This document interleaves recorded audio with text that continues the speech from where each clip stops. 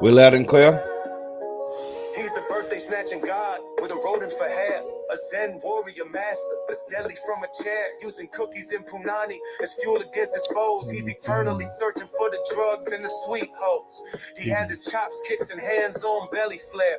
Undefeated by everyone except for flights of stairs. His mumbling in his belly might cause some confusion. Sensei is deadly, but it might could be an illusion. Steven Seagal is here to save the world and make everything ace. Ace. Steven Seagal was born with the blood of almost every single race. Ethnic fluid deity. Disarming nuclear bombs, a freeing birds Stuck in trees. Look at it all with a hog hanging between his knees. A lyrical poet that will Never be surpassed, and he doesn't mind dining on some alligator ass. Steven Seagal is here to save the world and make everything. ace. Here to save the world, people. Here to save the world. Steven Seagal was born with the blood of almost every single race. Every race. And if you're dumb enough to get in his way, just And remember that that'll he'll snatch every motherfucking birthday. All right, we'll play that. What's going on, legends? How are we all? How's the audio, video? We good? Cheers to you all this Sunday. Zig, Scotty, Samantha, Pork, Donnie, Rad, Dino, of course. If I missed anyone that was here already, I apologize. Howdy. DZ. Vatsal, Buck. What's happening, mate? Scotty T. We got Scotty B and Scotty T. Good to see you all here today.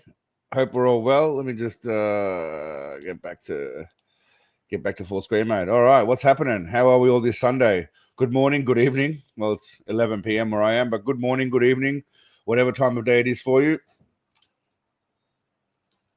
I hope you all have your beverages and cookies, whatever medicinal supplements you require for this evening.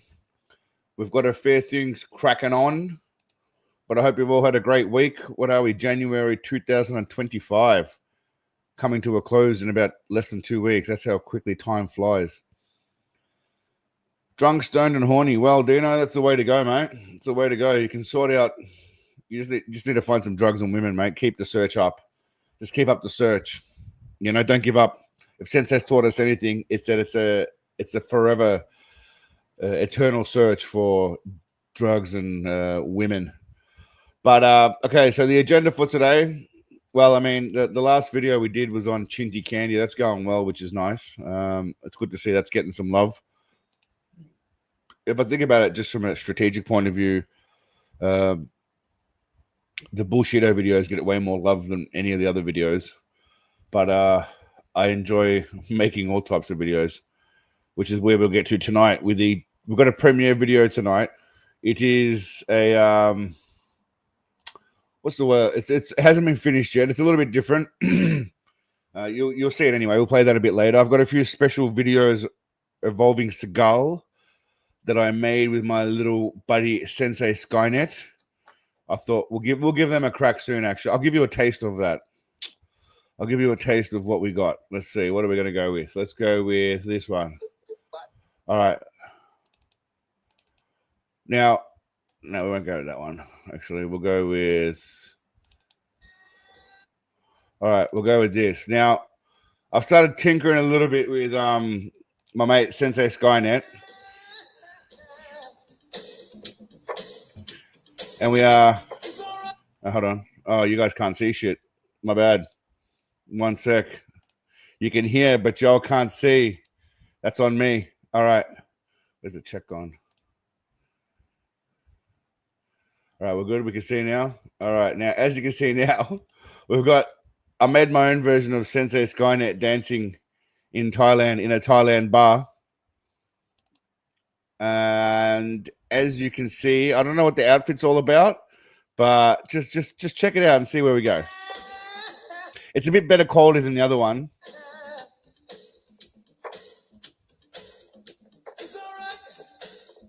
I mean, Seagal's not impressed with himself. He's watching himself dance, and he's not impressed with himself. Look at the big man. Look at the big man dancing.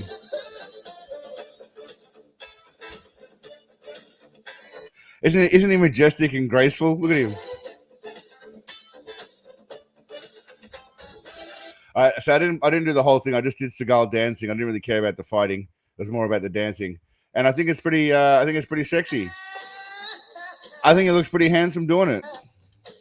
I know he's way too slim, but you can't make AI make him fat. Unfortunately, AI does what it does.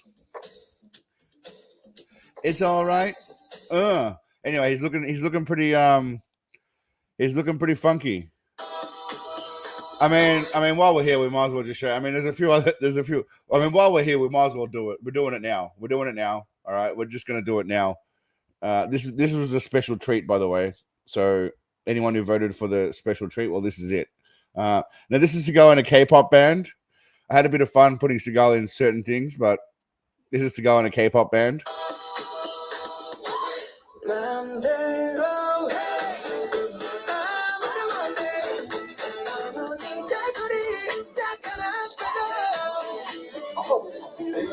He gets told off here. He gets told off.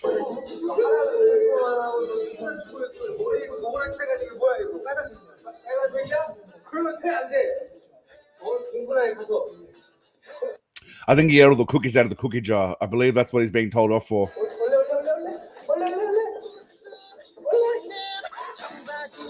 But then he dances off like a handsome boy that he is. Now there is one more.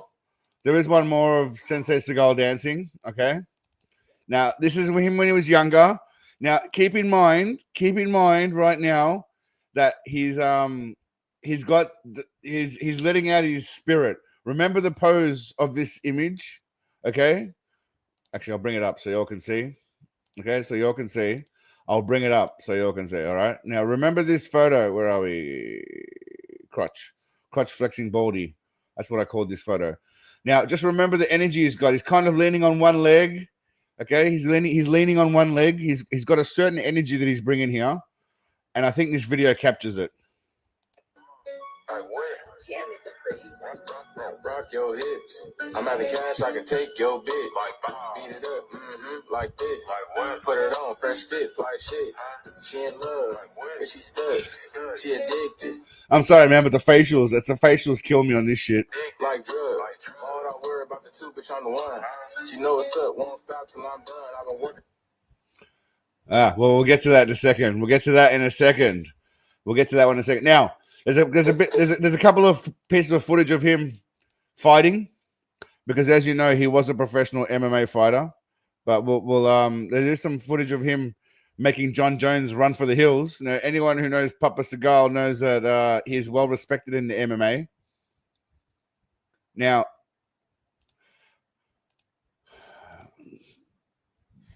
do you think Sensei Seagal is an MMA prophet? All right, now I'm going to ask you guys to answer this poll while we watch these videos, all right?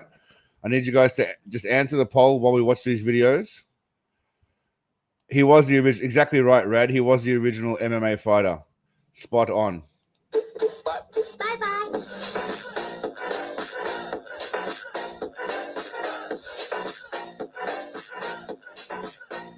So he made John Jones run like a bitch, right? And I know this was just fun.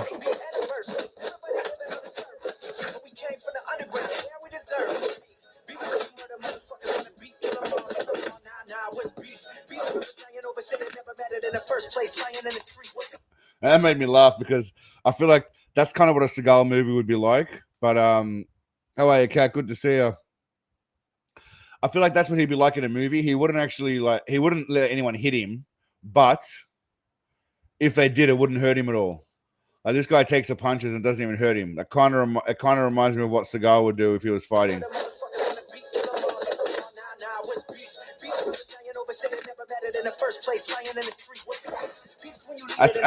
That's a sensei boss move right there. Exactly right, Scotty. That's my first thought too. But if you look at it, the punches didn't even hurt him. He was basically just standing there taking it. It's like Goku being punched by Mr. Satan, for example. Okay, we saw that one already. So here he is again.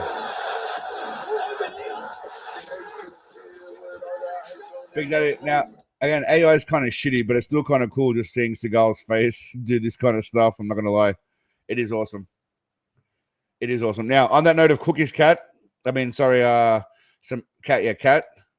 This was a video. This was an image that was given. Who was it? Joyful Memories. Joyful.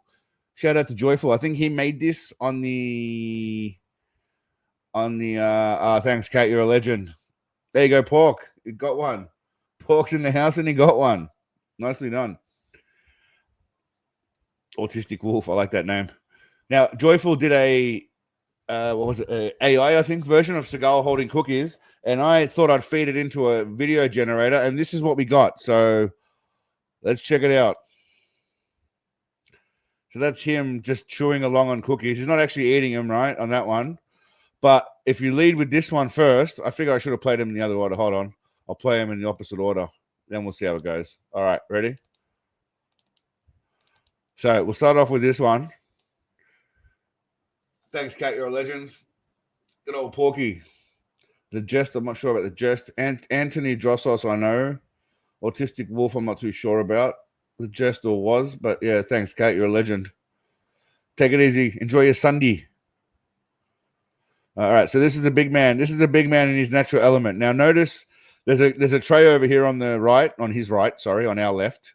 There's a tray already on the left of cookies, and then there's one in his hand. And I finally got AI. Now, it's not too bad. It's not great, but it's reasonable. Now, how you know this is authentic, right, by the way, is if you look closely, at the end of the clip, he looks at the cookie after he's taken a bite out of it. Exactly right. Here's all Mo Bizzle. He takes a bite out of it, right? And it takes a bite, which is pretty good. And then he looks at it like a fat kid would. He kind of looks at it after he's taken a bite to see how much he's got left. That's how you know it's authentic. And he goes for another bite. And then this is the next one where he's still chewing.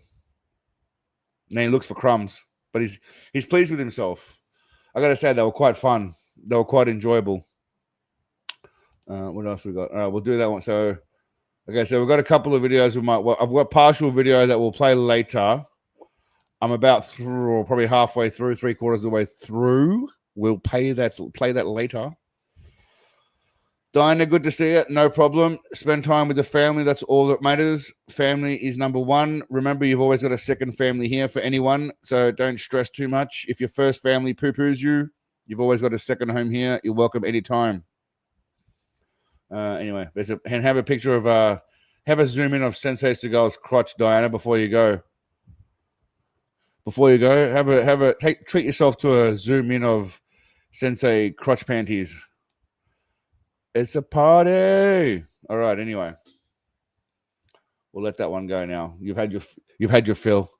Now get out of here, Diana. You've had your spinach for the day. Now get out of here and hang out with your family. Now, all right. So the agenda for this week, which we'll get to now. Yeah, well done, Glowing. Now the plan this week. Sorry, I'm going to switch. So.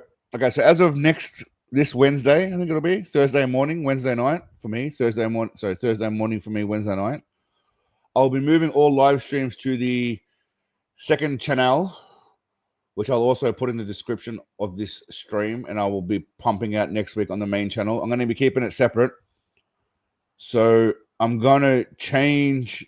All the live streams will now be on the other channel, and this channel will just be for videos about random shit. I'm going to keep it separate because I want to start live streaming a bit more. I enjoy doing it.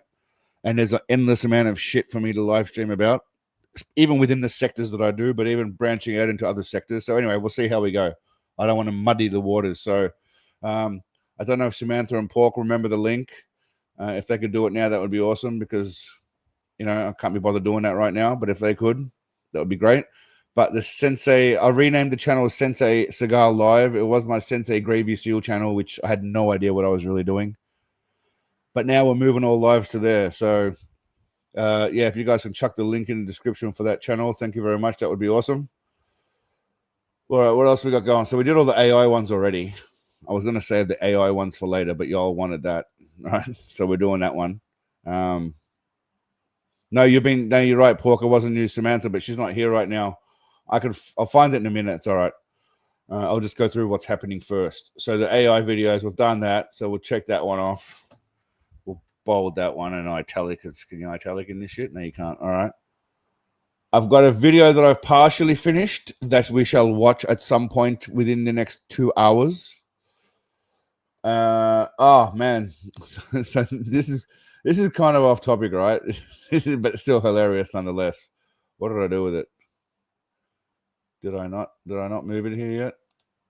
I was looking for a chair in Thailand because at the moment I am just working off my dining table chair, which might sound all right if it's a comfortable dining chair, and it's not an uncomfortable dining chair, but I will say that it's not necessarily the most comfortable dining chair.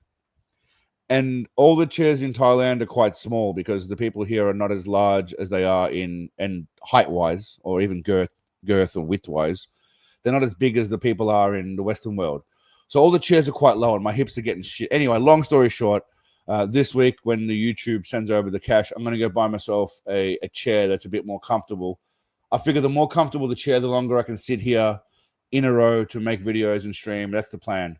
And I was looking for chairs online and I came across a place that sells chairs. Now, one thing y'all need to know about Asia is they don't give a shit about, how do I zoom in on this shit? They do not give a rat's clacker about research. How do you zoom, man? I don't know how to zoom shit. One sec.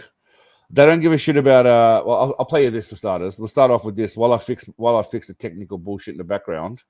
I'll play you this and listen to this. Asian plus size stores be like BB fat girls,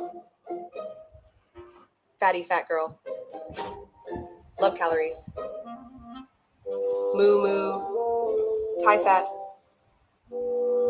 cat, Asian plus size. Yeah, so they don't mess. They don't care. There's no niceties over here. Now, again, the point of what I was trying to get at was, I'll just wait for my Photoshop to open at the moment, was yeah, come on, Photoshop. I need my 16 gigabytes, my megabytes of RAM, gigabytes. All right, downloads. Here we go. Okay, so I was looking for a chair online. That was my whole story. And then I found a place. And this is what it says in the description, right? Now, I'm a big boy, right? I'm about 260 pounds, 240 to 260, depending on the week and how much water and how much I eat.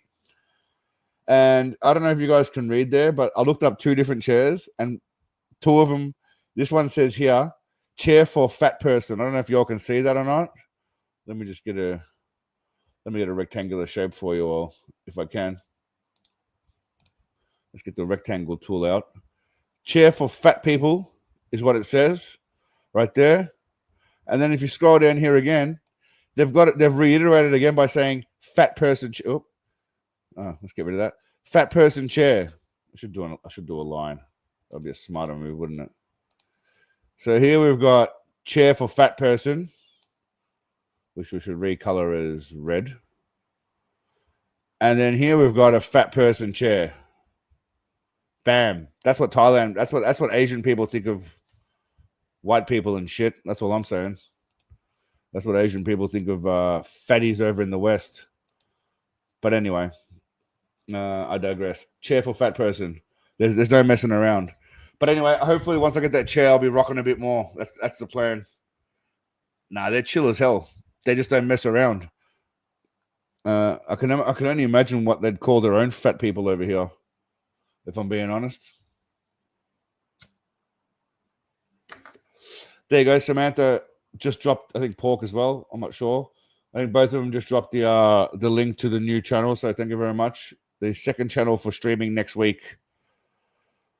Now, the poll. Do you think Sensei Seagal is an MMA prophet? 89% said yes. 11% said no. Now, I have evidence that he's a prophet from Big John McCarthy. Those of you who do not know, by the way, sorry, I forgot to say hi to Humongous. How are you, mate? Kuro. Who else did I miss? I just jumped on board. If I missed you, I apologize. Glowing, I think I said hi to you. Did a quarter pound. How are you, mate? Yes, anyway, those of you that need definitive proof, we all know that Sensei trained many, many killers in his time, but here is evidence that he is a, yeah, that's right, Glowing. He's an MMA god. I'll give you a we're going to be doing a UFC 129 in Toronto, Canada. 55,000 people, right? So I go to talk to Jose, and in the back, Lyoto's warming up in the same area and stuff, right? And Steven Seagal's there. And he comes up, he's John. He goes, Lyoto-san is going to do the same thing. Did you see Anderson against Vitor Belfort? And I said, yeah, Steven, I saw it. Right? And he says, Lyoto's going to do the same thing to Randy Couture today. Not an easy thing to pull off, but, hey, best of luck to him, stuff. And I'm thinking to myself, bullshit. So then That's your first mistake, John McCarthy. I don't know, John McCarthy. Doubting Sensei's abilities. Sitting down, and Steven Seagal is sitting down right behind me. Randy and Lyoto and fighting, and Yves Levine is the referee, and all of a sudden Lyoto pulls off that kick, and Steven Seagal's all over me. I told you. And I went to Randy Couture afterwards, and I said, you son of a bitch. And he goes, what? And I said, do you realize that for the rest of my life, I've got to say Steven Seagal called that fight before it ever happened? Oh, man, you went to Randy and said that? I did. I had to, man. And he goes, shit. Yeah, so now everyone has to. Now no one can doubt that Seagal is a god. He called it. He called it live. What can you say about that? You can't say shit about that. He literally called it live. So, I mean, if there's any doubts about him being a god, then yeah, let's just put to bed right there. Put to bed. But I also looked through the Art of Action with Scott Adkins. For those of you that don't know, Scott Adkins is a bit of a martial arts legend. He's Boyka, undisputed. What else has he been in? A bunch of other shit too. But anyway, he's a great martial artist. He did an interview with Sensei, and it's quite interesting. I read the comments. A lot of them were positive. A lot of them said Seagal actually seemed like a human, so that might be nice. We'll check that out a bit later if we've got time, which I think we can do. But what we're going to get into next, I believe, is we're going to watch the video that I've created. Now, the video that I made, I was going to do a bullshito video again about equal lefts and equal rights and the bodybuilders getting their ass kicked, but as well as the Troy Zenko alpha male Vin Diesel and Wes Watson's dad. That's still coming. But then I got sidetracked. I was sleeping the other night and I woke up in the middle of the night and I just had an idea. Just came to me about Scientology and Seagalism. Right? I don't know why I call it a divine dream from Sensei. Maybe he came to me and told me I need to do it. I'm not sure. Maybe it'll be a bad decision, but I just had to put everything on hold and I started making that. And I've continued. I haven't finished it. I've only got about 7 minutes into it. It's probably going to be, I think I'm 3/4 of the way through, maybe you'd say. But yeah, Wes Watson. Well, funnily enough, Dino, Wes Watson will feature in the Troy Zenko video and the bodybuilders can't fight for shit video as well. So your hero, Dino, he'll feature in a couple of videos. Good old Wesy Watto. Wesy Bald Nipple Watson. Let's go tax-free. Gonna be a classic. Yeah, so well, yeah, without further ado, okay, well let's do another poll for the sake of it. I mean, it's either watch the Scientology. We'll do it like this. Scientology, Seagalism / random videos I have up my sleeve. It's your birthday. It's my birthday tomorrow. 46 million years old. Buy yourself some Punani. Tune into Humongous Shitso 2-foot. Tune into Humongous Shitso. Tune into Humongous Shitso 2-foot shit show. Man, that's a fucking shit show to say. Tune into the Humongous Shit Show. Man, you made it hard enough to say. 2:48 birthday bash at 4:20 Eastern time today. I like the time. Happy birthday to Humongous tomorrow. For those of you that don't know, Humongous has been around for a long, long time. If I'm not mistaken, mate, my first T-shirt giveaway, you won. I don't know how many thousand subscribers I was, but when I first gave a T-shirt away, it was to Humongous, and he sent me a photo of it. But happy birthday, mate. And yeah, go and check out the Humongous Shit Show. There you go. I got it right that time. At 4:20 Eastern time today. I don't know what time that is for me or anybody else, but I'm guessing in America, you know. Happy before your birthday. Yeah, happy day before your birthday, brother. But yeah, happy birthday, mate. I'm pretty sure Seagalism Scientology is going to win the votes anyway. I mean, I'll let it vote out, but if I were to just have a quick guess, if I were to hazard a guess, I think the Seagalism Scientology video is going to win the day. So we're just going to go with that anyway. It was a silly poll to even have. I suppose videos. Okay. Well, the random videos are just the random videos from online, but we're going to do this. Now, I haven't finished this yet. It's just a preliminary version of the video. If you have any suggestions. Now, it finishes pretty strong with Seagal, and I will say that him eating the cookies will be in there at some point too. But okay, let's see. But actually, you know what? What's funny about this is I thought you're doing a video on religion, right? It's funny how certain religions are off topics, like are off bounds, and certain religions are all right. It used to be, 15 odd years ago, you couldn't talk shit about Islam. Now you can, which is all right. Because I think you should be able to talk shit about every religion equally. Nothing should be off limits. Just like, you should be able to talk about every disease, whether it's obesity or cancer or, losing one testicle to a dog biting it off, whatever. Everything should be just made to laugh. Just like Dino. If Dino's dog had bitten his nuts off, I mean, we should be able to joke about that. It's tragic, but we should be able to joke about that as well. That's all I'm saying. When you're covering the topic of religion and belief, you got to know how to navigate the territory. Unless you happen to be the creators of South Park, some religion. Well, it's funny you mentioned that, Glowing, because that photo there, remember last week some guy came in with a bit of hate about that photo because I was, blaspheming Jesus or whatever. Which, by the way, why does it have to be Jesus? Why can't it just be some dude with a face? But, it's just to highlight a point. And again, many cartoons trash religious figures. Religions are off limits. Sorry. I'll start it again, Paul, because I was gas bagging too early. What about Dino's balls? Ask Dino about his balls. Ask Dino's dog about his balls, I should say. When you're covering the topic of religion and belief, you got to know how to navigate the territory.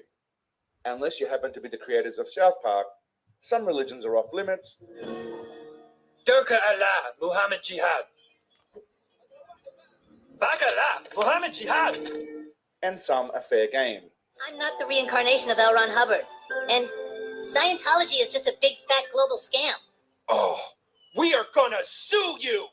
As I film this, Seagalism has over 45,000 members, and I could safely say there are a good 100 ride-or-die Seagalians out there. Which is basically you guys I'm talking about and whoever's not here. So that's the fat guy, and that's consider that me giving you some love. Making this movement here legitimate enough in terms of a religious community. And what a legendary community it is. I love you too. I fucking love you too. Depending on who you ask, Scientology has anywhere from 5,000 to 55,000 members. So we're in the same ballpark and prime for a little Battle of the beliefs.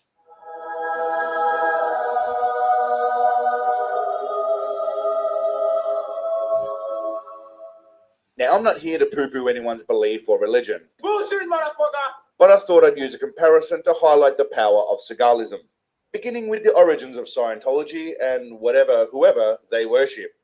So is everyone familiar with the origins? Before I play it, does everyone know what Scientologists believe? We'll do another poll. Do you know what Scientologists believe? Let's just start off with that quick poll. For those of you that don't know, I mean, it's an interesting. I think most people would know aliens. Yeah, well, something like that. Many people might not know this, but Scientology seems like it was created by a 12-year-old retarded kid huffing paint cans in his basement. It all began 75 million years ago.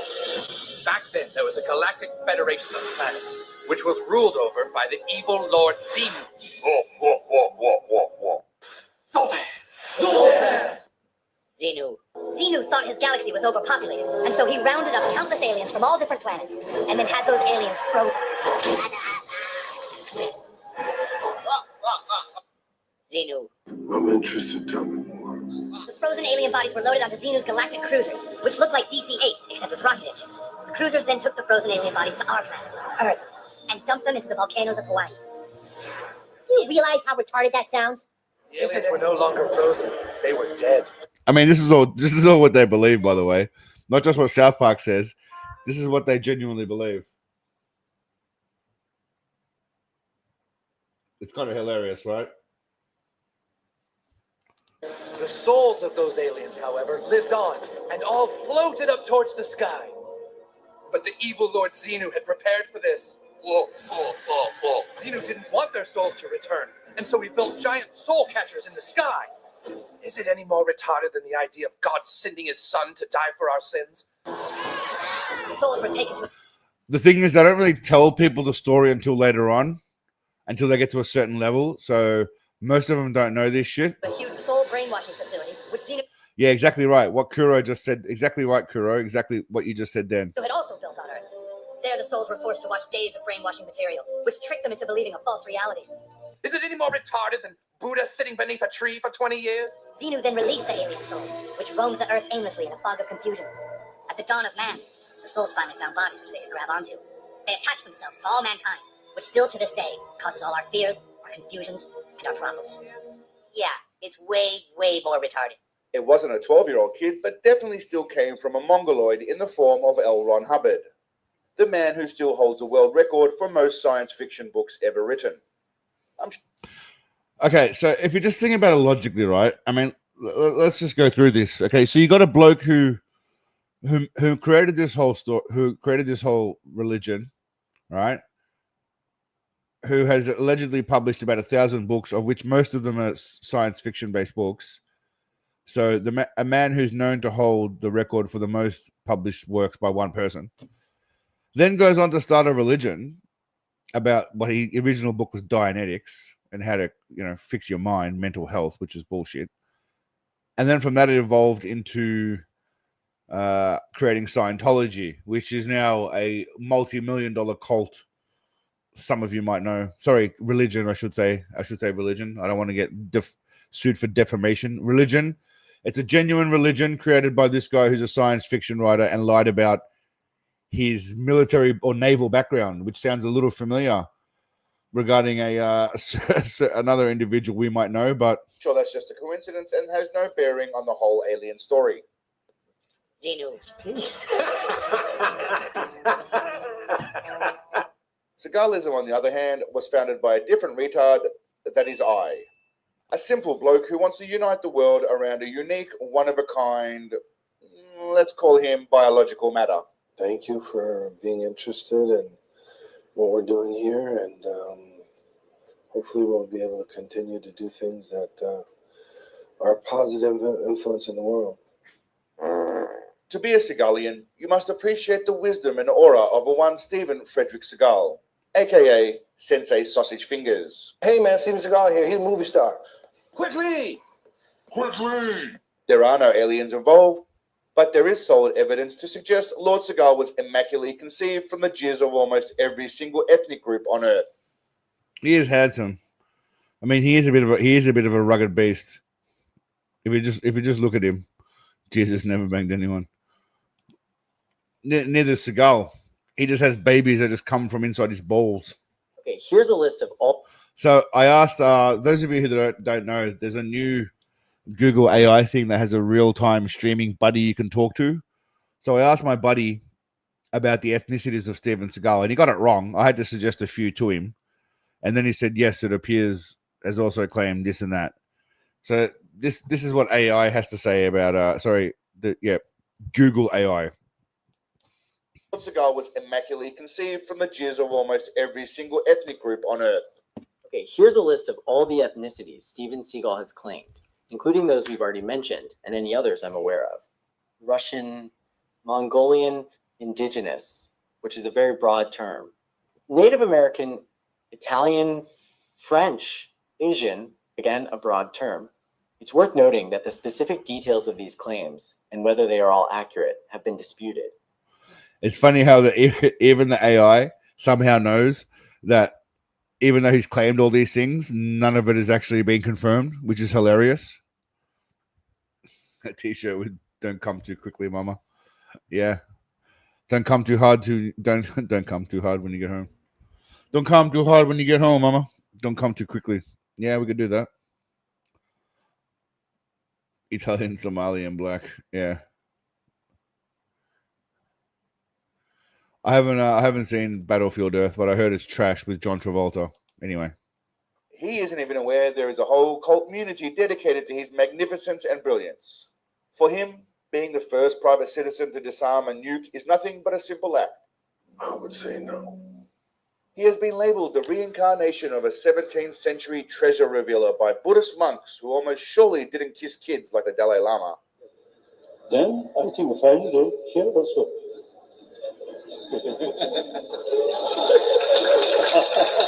The covering atop his scalp has regenerative powers that Wolverine and Deadpool would cream their jocks about.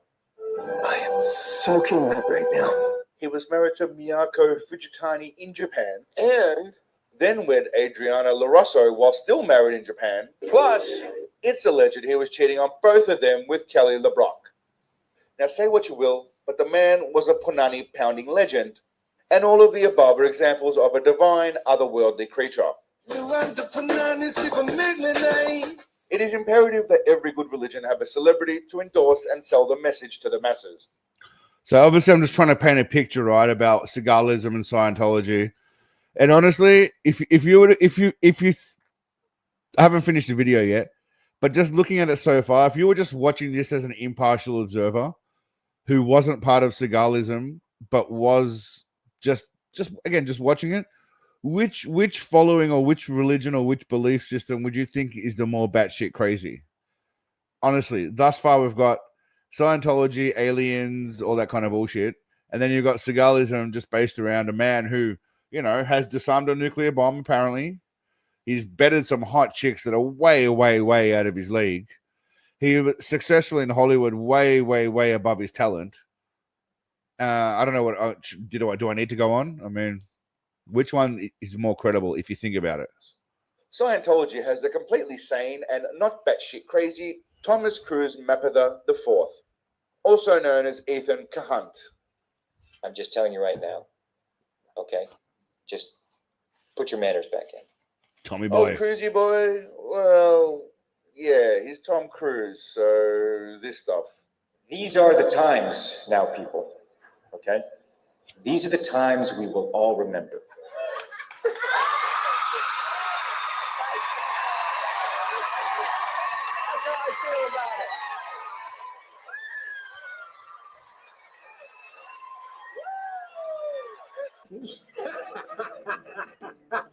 I mean, the guy's a lunatic, though, right? Like the dude's a lunatic. And I do get into later saying that later on that he's great at acting and shit, but he's a goddamn lunatic. Yeah, Leah Remini was hot in what was that movie with the show with the fat guy Kevin James. I saw actually a few of her videos after she left Scientology. She went hard after them. Cruise is a nut job. Allegedly. You know, I've never seen you behave this way before. I know. Have you ever felt this way?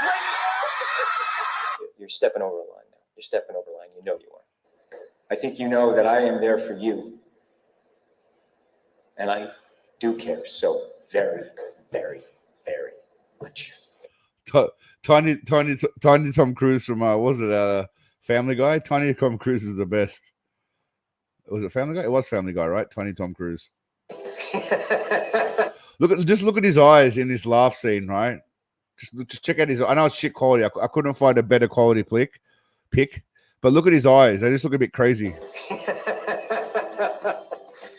There's nothing part of the way for me.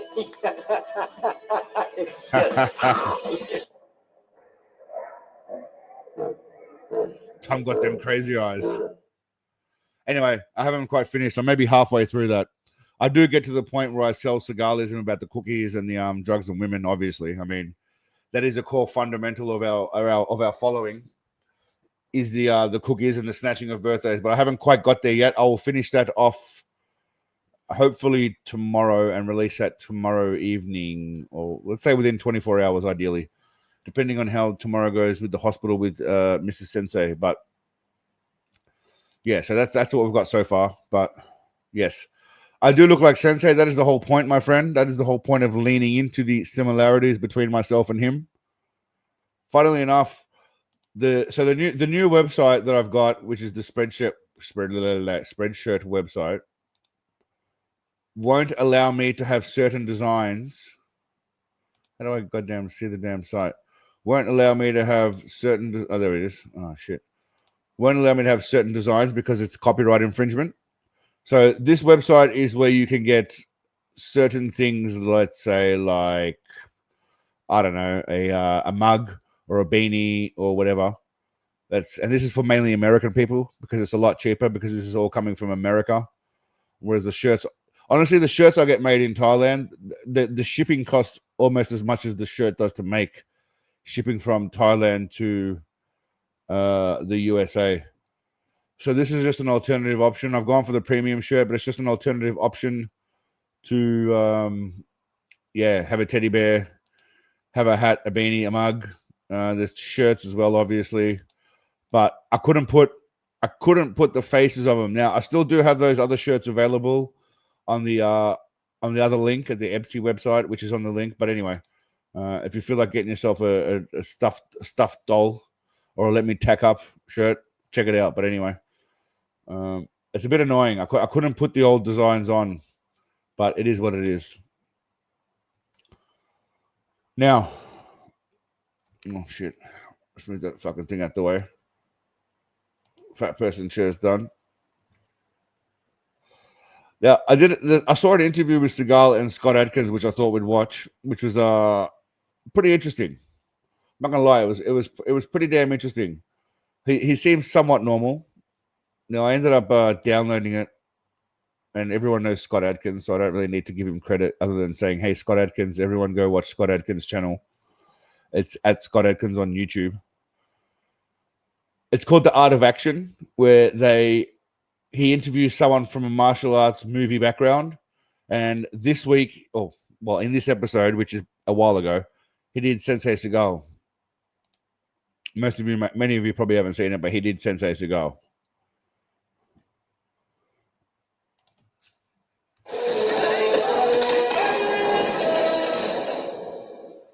Hello and welcome to another episode of The Art of Action.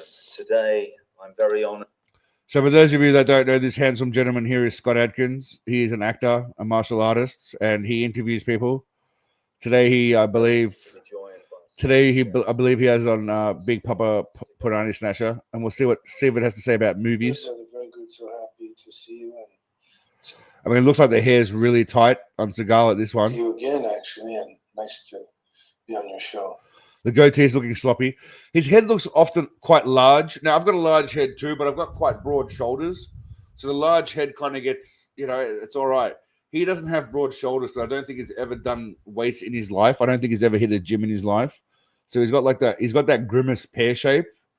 Grimace from McDonald's. He's got that kind of pear grimace shape.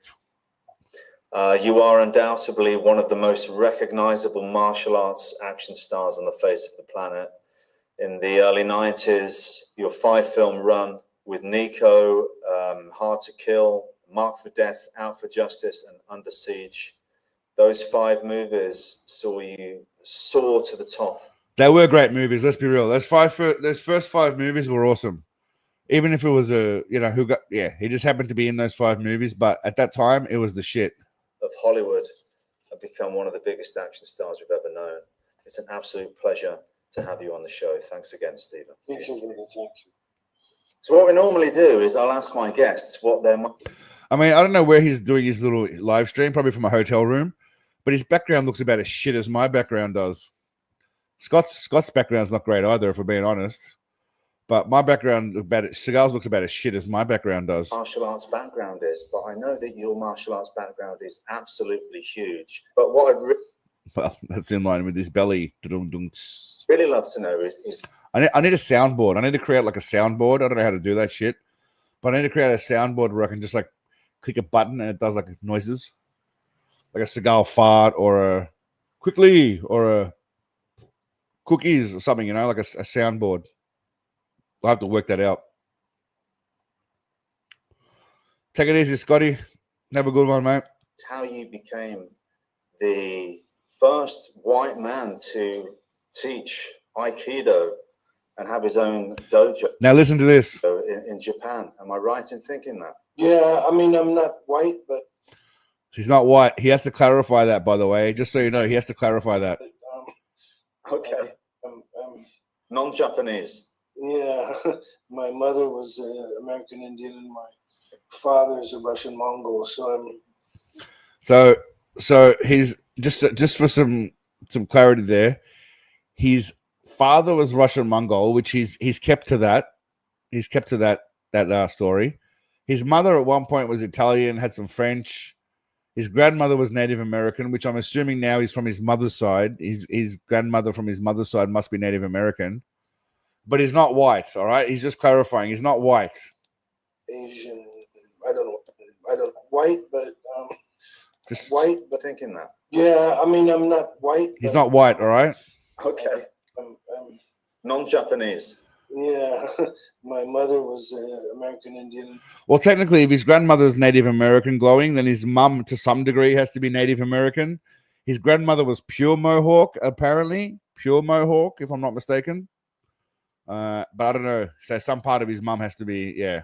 My father is a Russian Mongol, so I'm Asian. I don't know what the hell I am, but am I allowed to cut? He doesn't even know what the hell. He even said it himself. He doesn't know what the hell he is. American Indian and my father is a Russian Mongol, so I'm Asian. I don't know what the hell I am, but am I allowed to cuss on this show, or I'll cut it out, but you can. I'll bleep it. Okay. Yeah. Until you start sticking knives in people's heads, of course, I will show that. Okay. So I'll try to make this briefer than brief. I don't think my martial arts background. This is where he talks about his martial arts background. But anyway, the beginning is I was with my father in Michigan. I was born in Michigan, right outside of Detroit. Lansing. And shout out to football coach. Michiganians. The halftime of a football game. Do you even know what that is? A halftime. I mean, listen to how stupid this is, right? Listen to what he says here. How dumb is this? Just listen to this. Halftime of a football game. Do you even know what that is? A halftime. Probably not, because you're British. No, you do know it. Yeah, no, Stephen. No other sports other than American football have a halftime, you fucking moron. No other sports in the world, not NBA, not Australian rules football, not rugby, not, I don't know, fucking a million other sports have halftime. Only American rules, American gridiron has halftime, for fuck's sake. It's the same in England, soccer. Okay, great. So at a halftime, they showed this little old man. Sakamoto-san. There's mats out there, and he started beating up on and throwing people around and throwing them around like pieces of paper. Just remember when he says Sakamoto-san, he always says it like that, Sakamoto-san. And I went crazy. I said, my father said, Daddy, that's what I was born to do. You know why he was born to do that? Because it requires absolutely no physical athleticism and minimal effort. That's why he was born to do it. If you think about it, it's just a lazy motherfucker. There's nothing wrong with that, you know. Be efficient with your movements, but he's just a lazy motherfucker. That's all it is. That's probably about 5 years old at that time. And back in the 50s and the early 60s, there were not a lot of dojos. Let me tell you, I don't care who tells you what. In America, there are very few dojos in the 50s at all, and the early 60s. And then, you know, by the end of the 60s, they started to be more and more, particularly GIs that had studied abroad. All right, so he was born in 1952, right? What are the odds that in the 1950s, at the age of 7, when he was in his all-black band, don't forget, because he was in the all-black band in the 1950s, what are the odds that in the 1950s, before the age of 8, he was looking for martial arts dojos all over America? And then he said early 60s when he was in his early teens. How much looking all over America could you do in your early teens as a 12-year-old in the 60s, really? I mean... There was a gentleman by the name of Sakamoto Sensei. Sakamoto Sensei. And he was a cook there. He didn't have a dojo, didn't have anything else. And he saw me moving very fast with these dishes. Yeah, there you go, Dino. There's a dishes story, mate. There's the story again. And stuff like that. He made some remarks, and of course, me already being, you know... At least it's consistent with the story about the washing the dishes, though, right? Completely obsessed. He's kind of like Bob Lazar. His story hasn't changed much about the aliens. Seagal's story hasn't changed much about the dishes washing. So maybe that kind of bullshit was true. With the martial arts, I said, hey, do you know karate? I said, where are you from? And he said, I'm from Japan. He said, I'm from Okinawa. I said, do you know karate? And he said, yes, I do. Why do you ask? And I said, this is. Look at his hair. Whatever's going on here on the left side, it's got like pubic strands coming out. How do you think he keeps that in? That's still This is ponytail era Seagal, right? Which is still current era Seagal. But those side bits, that must be his original hair. Those side bits, because they're a different kind of texture. They look kind of, I don't know what you call it, like an old person kind of side hair. Whatever's going on top, look how just neat that top bit is. There's nothing out of place on that top bit. Just the side bit. That's it. Anyway, sorry. Something up. Sorry. I want to devote my life to. Got a bit devoted to his hair there. And this, he didn't really say anything more. He just watched me for a few. I mean, I don't know. I'm assuming it's probably the same thing for me. If I have a look, let's see. No, it's not that bad. If I look up like that, it is. But if I look down, that's why I look down. But Seagal didn't have the brains to be to even look down. All you can see is a reflection off the computer screen on his glasses.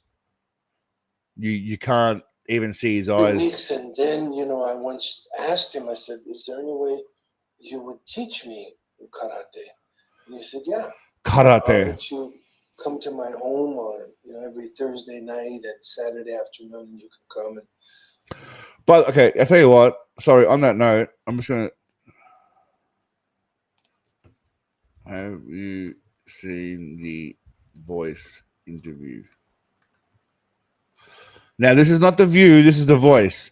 This is the one where. Have you guys seen the interview where he I know you've seen the clips where he bags. Where he bags Bruce Lee and Van Damme and Michael Joe White. That interview. Have you all seen that one? That's actually probably one of his best interviews because he's hilarious. And I'll give you some basics. And when I went there, he took me out of the garden, and he said, "This is a makiwara. This is how I want to teach you to punch." And I said, he said, all these other guys in here that you see doing katas and. So for those of you that don't know, the makiwara is that wooden board they punch. I don't know if I've still got it. Let's see if I can find it. He gave him a gift. Let's see if he's got it here. No, I don't have it. There was a video. So Steven Seagal gave Andrew Tate. Maybe that's it. There you go. That thing that Steven Seagal is giving him is what a makiwara is. You punch it, and your fist gets stronger. Apparently, that's why you can see there's two alpha dogs right now. Seagal with his little Native American or whatever that is, Native American little garb, giving his mate Andrew Tate the little punchy board. Fighting with each other. You're not going to do any of that for at least a year. You're going to spend at least a year on the makiwara just learning how to punch. And he said, in a lot of the traditional karate, you'll see people turn their hand over. He said, we're not going to do that much here. We're going to punch straight. And you're going to hit these two. That, by the way, is the same move that he taught Alex Pereira. These two knuckles. And that's the first punch you're going to learn. And you're going to try it on the right side for a while and then the left side. I'll tell you what, I might actually edit this video and then get the best parts out of it. I'm just going to digress. We're going to change videos. Sorry, we're going to change videos to the other one that I was telling you about because he says a lot more batshit crazy shit in that. And I think we can all agree. We want to see Seagal talking about batshit crazy stuff. So bear with me now as I find this through my... You know how much Seagal media I've got right now? Let me just check and I'll show you guys how much so you can see I'm not bullshitting. This whole folder is dedicated to Seagal-related paraphernalia and media. As it stands right now, 328 gigabytes. Now, obviously, that includes videos that I've made and finished, but there's about at least 100 gigabytes of clips and shit that are Seagal-related. So that's if he ever becomes president or somewhere of something, possibly Russia, then, you know... I'm just saying, I might be the foremost expert on this man. All right, where are we? Let's see if I can find it. That's really annoying. Why isn't it there? Talk amongst yourselves while I try and find. I've got so many interviews with Seagal that it's difficult to find. Here we go. Interviews. All right, where are we? Sure, I've got it somewhere in here. Seagal eating. Okay, here we go. So this is the interview where he pretty much just trash talks everyone. This bald guy, you guys have probably seen him. He's Australian anyway. Go take that dump, Dino. Go for it. Myth. And today on the show, we're going to try and unravel some of those mysteries and debunk some of those myths. So sit back and strap yourselves in. Yeah, thanks, Sam. So that's a stream for next week's stream. Will be we'll be on another channel, my other channel. So this channel will be purely for videos. The other channel will be for live streams, which I'll be doing more frequently just for a bit of fun. GV, welcome, mate. Thanks, mate. Skid mark undies. Yeah. Thanks, mate. I was going to go with the grey ones, but then the skid marks would show, so I went with blue.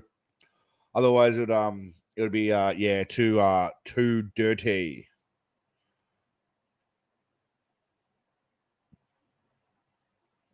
Who the hell's Kurt?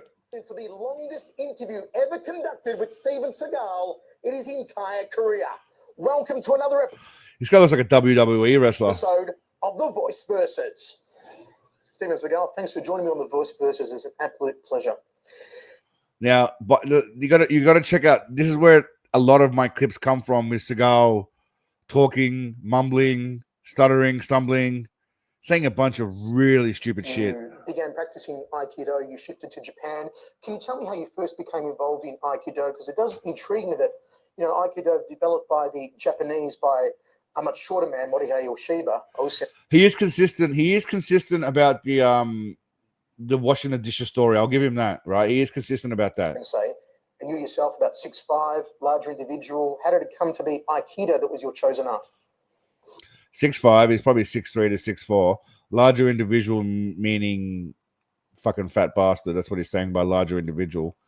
Portly rotund bitch is what he means by larger individual. Wombat warrior. Rotund rodent hair. That's what he's going for. Well, actually, I started studying karate at a very young age. In the 50s during an all-black band. That era. Lied about my age and got a job washing dishes at a restaurant. I think it was called the Wagon Wheel or something like that. And snorts. There's a lot of snorts going on. A lot of snorts. UK accent makes you sound smarter, even, and makes you sound like you're saying profound shit, especially if you have an extensive vocabulary that allows you to use certain vernacular that to the untrained ear might sound sophisticated and advanced, making it difficult for simpletons to decipher. That's why an English accent, like Douglas Murray, is a good example. Or even Russell Brand's a bad example, actually. Piers Morgan, he sounds like a hobo too, but Douglas Murray is a good example of or Christopher Hitchens. He's a very smart sounding dude as well. But anyway. There was a cook there. Because back then in America, you didn't really have dojos around. You didn't have people teaching kung fu and Chinese and Japanese. You just didn't have it. They were all sort of underground or quietly teaching. And that's not true, Dino. Haven't you ever seen what's called EastEnders? UK accents. A lot of them sound like what about Danny Dyer from the Football Factory? Fuck, surely you've seen Danny Dyer.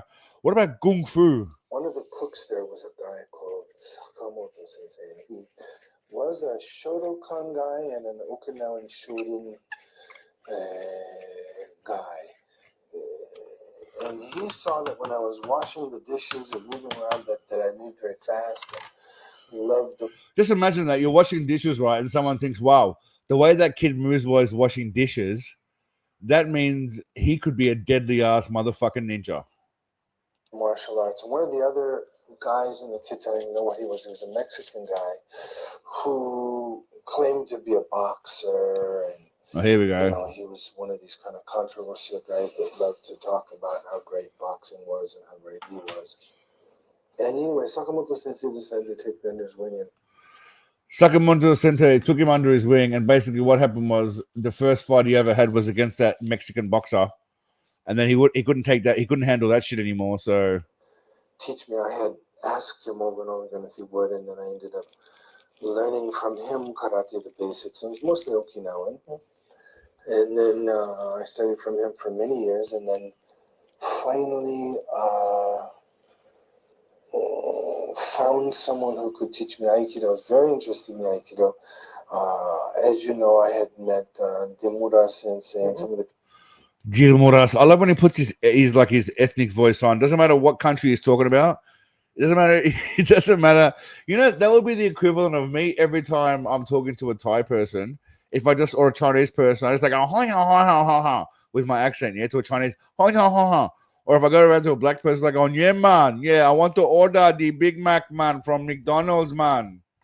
Or, you know what I'm saying? Like, just go over to Russia and start saying, yes, please give me one, whatever, chicken and rice, fucking. That's all I'm saying. Like, it's just ridiculous. It's culture. I don't know what he's doing. It's got to be insulting, right? Honestly, it's got to be insulting. people from studio. Never really studied with them much. Became very good friends. And I love how he takes just like swallows phlegm, snorts, just in the middle of an interview, right? Just giant phlegm snorts and shit. never really studied with them much. Became very good friends. Fucks around with the microphone too, with his fucking arms and his gut. And we did some demonstrating together, and we demonstrated karate at this place that they had, which was a theme park, like a Japanese theme park in Orange County somewhere. I think it was called the Deer Park. And so Demura Sensei and I and a bunch of the guys, who are not all studio, by the way, we all demonstrated karate there. And about that time, I found a master in Aikido named Isaka Kyoshi. So this guy just finds masters everywhere. I doubt his real name is Harry, but who became kind of the most important martial arts master of my life. if you notice, right, he doesn't like making eye contact with people. I don't know if any of you have ever paid attention that in his interviews, he does not like making eye contact with people, which probably leads into what you're saying, Noam, about him being a narcissist. And I devoted all my time to him, became his closest disciple. And I don't know if I was his closest disciple, but he was my closest teacher. And certainly I loved him most. And so if you look at his hair here, it's different to what it is now. As we just saw in the interview, he had like the thin little pubic things on the side. He's still got the full-on Guido, like slick back hair, oil, Sharpie / rodent / I don't know, a liter of vegetable oil in there kind of shit going on with the Eddie Munster triangular shape. It's not even an Eddie Munster triangular shape anymore. I mean, I'll show you what I mean. Just so we don't confuse what's going on here. I'll open another VLC if I can do that. How do I do that? Okay. We'll do that. And then we'll chuck in. Bam. All right. Stop that. We'll do that. Let's get a zoom in on Seagal. Okay. All right. So we got him there. Oh. And then we got him here, all right? These are the sensei side by side. I'll give that guy a bit more room. Now, if you look at the hair, right? Now let's do an analysis, guys. Are we ready for an analysis? Hold on. Let me get on some do I have some science music? I'll see if I can find some background music for us to listen to. I should have some science somewhere, surely. Okay, here we go.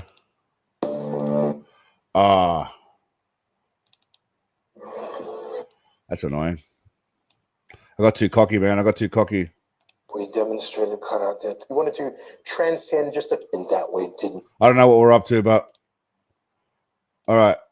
One moment. I'm going to open up another VLC. And I'm going to put this in there and play that.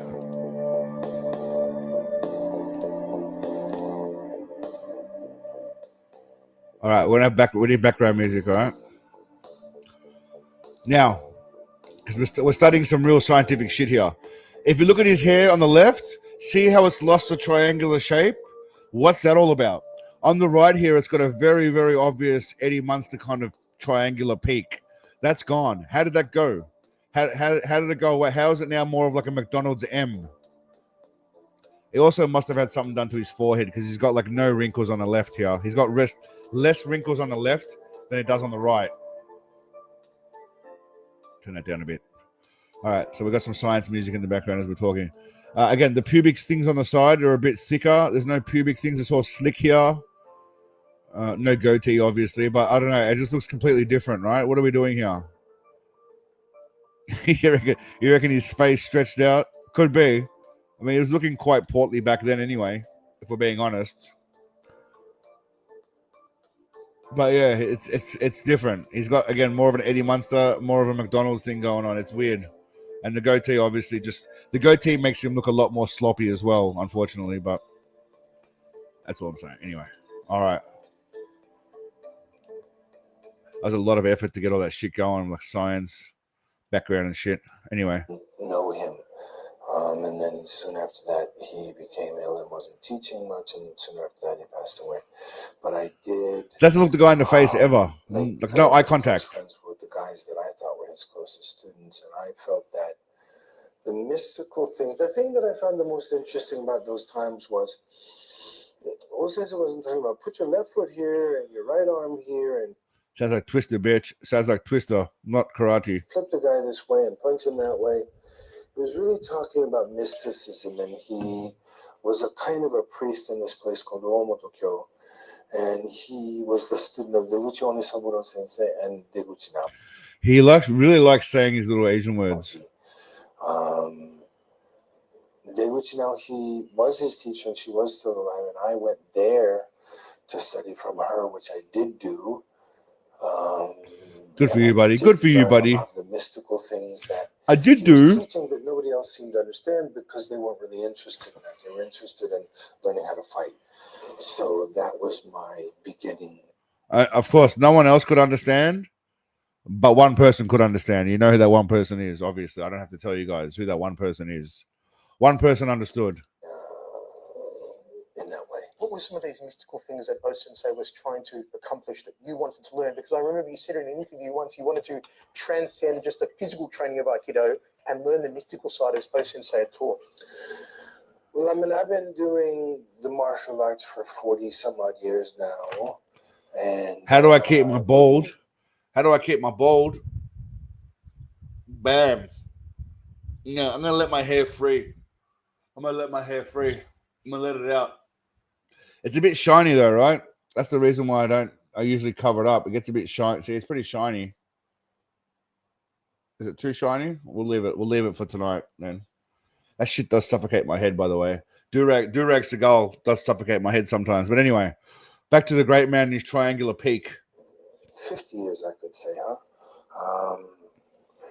I don't know if I'm any closer to enlightenment now than I was then. I have had moments. He's taking a shit. He's probably trying to do a fart. I use hair clippers to get it down. Then I use the old Mach 3 to go all the way down. I used to have an electric shaver, but I lost the cord somewhere, so I have to buy a replacement charger for it. But yeah, I like to shave it off. I do have a nice round head, not like Carl Pilkington round for my UK followers. Not for glowing, you all know, but not Carl Pilkington round head, but I've got a round enough head. If you can, could you show the video I made where I made compilation of Seagal swallowing and breathing really loudly and other gross stuff? Where did you make that compilation? Did you put it on Discord or something? Or I can. I don't know where it is, but if I find it, I can. Otherwise, I'll play it on the midweek live stream. I can tell you that much, Red. If I don't do it tonight, I'll do it on the midweek stream, mate. Just send me a reminder of where the fuck it is, and I shall do this. of what seemed to me at the time to be great realization. Sakamoto-san. Moments of techniques that seemed to be Okay, your YouTube channel. unexplainable or divine or spectacular, but I've never been able to keep that level of divine or mystical technique consistent so that I could always do it and understand it. It would seem to come and go without my really knowing when it would come and go. Joyful, mate, you are late. I used your cookie Seagal and I brought him to life. Well, while you're here, Joyful, I have to show you, mate. So sorry everyone, but I'm just going to show my man. I'm going to show my man his creation brought to life. You remember that cookie Seagal cookie photo you made? Well, you know, it's alive now, mate. It's alive.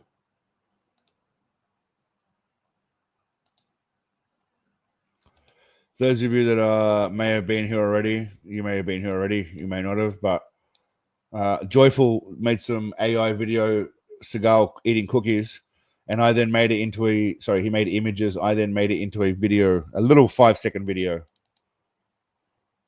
of the big man munching away on cookies. Look at him enjoying that shit. And here he is just finishing up his little choo-choo. Yeah, he's loving it. And even the facials, he's looking for crumbs. He was hoping for crumbs on his chest that he could lick off. So yeah, that came to life pretty good. I'm not gonna lie. Especially him eating there, looking like a little bit of a fatty there. I like how he looks. I like how he looks at the cookie. Anyway, back to the video. Sorry. So, I'm still sort of the average fool on the corner trying to, put one foot in front of the other. Still to come on The Voice versus Steven Seagal, we talk more about Aikido and traditional martial art. Was the name? Good. Oh, it was. Sensei's teacher is the one who gave me that name. Fantastic. That's right. And during that time, you were known for a very hard, practical style of Aikido. Now that is not actually Aikido. That's just him insulting some chick who wouldn't get down on her knees when he asked. That's the rumor that I heard. What you were teaching, was that close to what O-sensei had developed, or were you taking a more aggressive, harder style of Aikido that you were teaching? I believe that in Aikido, Bobby Bacala. He does look a bit like Bobby Bacala. You mean the cookie one, or just in this in general? But I think you're right. He does look a bit like Bobby Bacala anyway. Juju, which was the circle, the square, and the triangle, and the hard, the medium, and the soft. But the soft was the most severe, and that was the riddle that most people didn't understand. See, most people don't. See, it's always most people don't understand. Very dangerous. Only he's the one that does. Gangsters, yakuza, fighting every day in Shinjuku and in Osaka. When I finally went there, I believe that O-sensei had something called okuden, which meant the secret style or the secret arts that he wouldn't teach almost anyone, which did have to do with killing people and did have to do with techniques that protect life and so forth and so on. And I think after his, supposed, and I don't say this out of disrespect, but he doesn't look the guy in the eye at all. And by the way, he's just rambling on. The guy must be so bored. I don't know, after his apparent enlightenment, whatever that means, because I don't understand what it means. Oh my God, did he just literally say he doesn't understand what something means? I don't think I can believe that. Out of disrespect, but I don't know, after his apparent enlightenment, whatever. So he's having a go at someone. That's why. He apparently took all those techniques out and wasn't showing those anymore. But I did know the old people who did know them, and I made those a part of my style, and I made the attitude based on my understanding of Aikido, which is that you have, the gentle, the supple, the sublime, the soft, the severe, and the wrathful. And I see he's good at reciting shit. Look. When it comes to Aikido, the man is not to be messed with. The question is not whether or not he knows Aikido stuff. Actually, well, there is some question about that if you ask some other people internationally. But the question is whether or not anyone gives a shit about Aikido if you're not running at people holding a sword or a baseball bat directly at them. felt very, really. um, convicted. You know, I felt tremendous conviction in the fact that Aikido has to be able to work against anyone in any style who wants to come and kill you or your family or your friends or hurt you. I felt that. Yeah, so again, I'm just going to use maybe Muay Thai as an example. I don't think it's going to stop them from taking out your legs or a calf kick in MMA, a heel hook. You know, I don't know if it's going to stop that kind of shit. I'm just saying. Aikido could be as severe as any art, and I made it that way. And once again, I'll mention the name of Isayama Sensei. Him and I, you know, both had that same attitude, and him and I had the unfortunate displeasure of having to test our skills hundreds of times. I remember there was the. Well, it's funny, actually, we're just going to go off topic now. I'm going to tell a little story. You're just talking about drunk uncles. When I was 18, so 24 years ago now, my best friend at the time, who I'm no longer friends with, but my best friend at the time, who I've been friends with for many years, his uncle was an interesting character. And we went out one night and we had some drinks. So at his place, sorry, it was his sister's birthday, his older sister's birthday. We were having drinks. Anyway, long story short, this guy was making me drinks like you would think he was trying to get a woman drunk in a bar. I'm talking like 75% liquor, 25% dilutant, soft drink, whatever you want to call it. And I started to think something was suspicious because he was, you know, he was just coming up and putting his hands on my shoulders. And then later on, we're outside, and I was just standing there, and he tried to lean in and kiss me. And then my mate's dad, had to pull him away and try to explain something to me afterwards. And I thought to myself, there is no explaining out of this story at all. Like, there is no explaining your way out of a story by saying too much alcohol. Listen, I've had moments where I've had too much alcohol. I haven't wanted to go and grab a dude's dick or do any kind of weird shit like that. Now, again, in Thailand, a lot of people do fucked up shit. That's fine. I don't judge. It's normally British people, if I'm being honest. I'm not gonna lie. Sorry, Brits, but it's normally the British lads that like to do the freaky shit over here, and the Aussies too. I'm not gonna lie, well, Aussies too probably. But yeah, that was just fucking weird shit. That's the kind of shit you see in movies. Yeah, it was very, very, very, very strange. That's my first experience with that kind of shit. I haven't. Nah, pork. Nah. Look, I've got a very simple saying, guys. I don't even like threesomes with other dudes. Maybe it's because I'm insecure, but the only dick in the room needs to be my dick, yeah? I live by a very simple principle. The only cock in the room needs to be my cock. The amount of clunge in the room, you can that's up for discussion, unlimited. That's fine. And even that requires too much effort, really, beyond 2 or 3 bitches. But the only cock in the room needs to be mine. That's my simple no strap-ons, mate. There's no ass play. No one's going near my ass. I don't even like having my balls tickled. I got sensitive nuts. But I ain't no one's going near my ass, so I don't care. G-spot, no G-spot. I'm old school. Keep it simple. It happened to me many times, but that's pretty far. How are you, Alex? I don't know what happened to you many times, mate, but you got to watch out for whatever's going on with you if it happened many times. Couple gay dudes trying to dance floor with me. Yeah, look, there's nothing wrong with that. Do what you want. You want to suck some dick, go for it. You want to put a strap-on and peg your mate or your brother or whatever. Maybe not your brother, but do whatever you want. But just not my style. Like I said, I'm a one cock dude, and that one cock is mine. There's no other cocks coming in my vicinity. You know? Just trying to kiss you to make sure you were. Yeah, I'm pretty sure he was just testing to see if I was gay or not. But you know, ridiculous question in there of have you ever had to use Aikido? Glowing. I was thinking about the Island Boys, the Island Boys video of the 2 douchebags making out. If you guys remember that, but yeah, probably not your brother. Maybe not your brother. That was one of the ones I was looking for to tell you. We probably should, address that, but. Yeah, hundreds of times, we've had to, use this in the streets.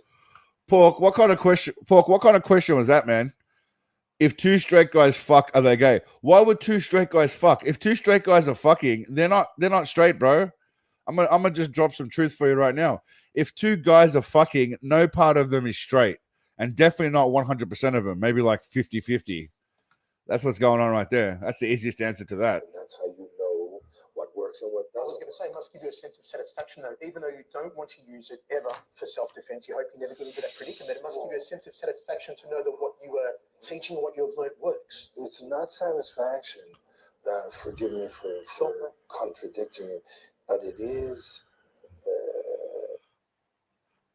There's something about me that draws in fat chicks and Jay with the gay guys. What? So gay guys. But I ain't interested in either. I used to have a mate in Australia, Kev, well, he's not watching, but Kev is this Aussie bloke. And he used to only date chicks that were over 100 kilos. If you were under 100 kilos, if you were under 100 kilos as a female, he would not look in your direction. Meanwhile, this guy only weighed 75 kilograms himself. So for my American friends, he would not date a woman under 220 pounds, and he himself only weighed about 165 pounds, 170 pounds. But he did not want to look at a bird. And again, different strokes for different folks. I know a lot of British dudes over here that have done a lot with ladyboys, and I'm talking about ladyboys that have had the snip, and ladyboys that have still got the old cock going on. So he's you know what I mean? They're fiddling around with. Now again, the women over here. When they have women that transition over here, pre or post op, it's not like the women in the Western world where they basically look like me with a dress on, yeah, or Steven Seagal with a dress, or Brad Pitt with a dress. They look like real women, but nonetheless, there's dicks involved, and I know a lot of British lads that they don't mind cocking around. I mean, I know another guy who I won't mention names, but I know another gentleman who was in. There's a part of town here in Thailand, in Pattaya, about 10 minutes away, called Boys Town. Now you can imagine what happens in Boys Town, right? Boys Town is where, you know, people go to get boy stuff done. But what was I going with the story? Oh, damn it, I forgot where I was going with this story. What were we talking about? I forgot. Anyway, long story short, there's a lot of weird shit that goes on here. I can't remember where I was going with that story, but yeah. Oh, that's right. I had a mate of mine who was here in Boys Town because we got a friend who's got a weed bar down there, and he's not gay. He's 100% straight. But that night he said he was drunk, so he allowed someone down there to give him some oral pleasure, even though he's not gay. And I still give him shit about it, and he hates it to this day. But anyway, we got off topic from Seagal.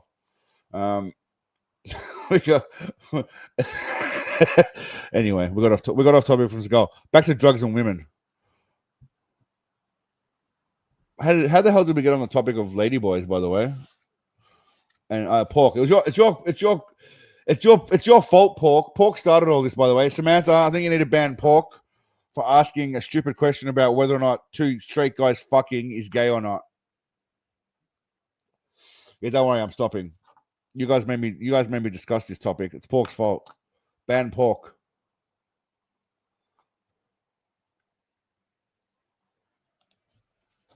All right. It's very important to learn what works. Like one of my teachers once said, Shinken Shobu are fighting for real in the street. Shinken Shobu, a real contest with real swords. So he's having real contests with real swords. Or wherever you are, and then practicing on the mat is the difference between swimming on the. Hey, Pork. Hey, Pork, how confident are you that if we go to a poll about getting you banned for your question that people will vote to keep you in? Are you willing to trust your fellow Seagalians that take it easy, Texarkana, say happy birthday to Grandpappy for me and get some fish?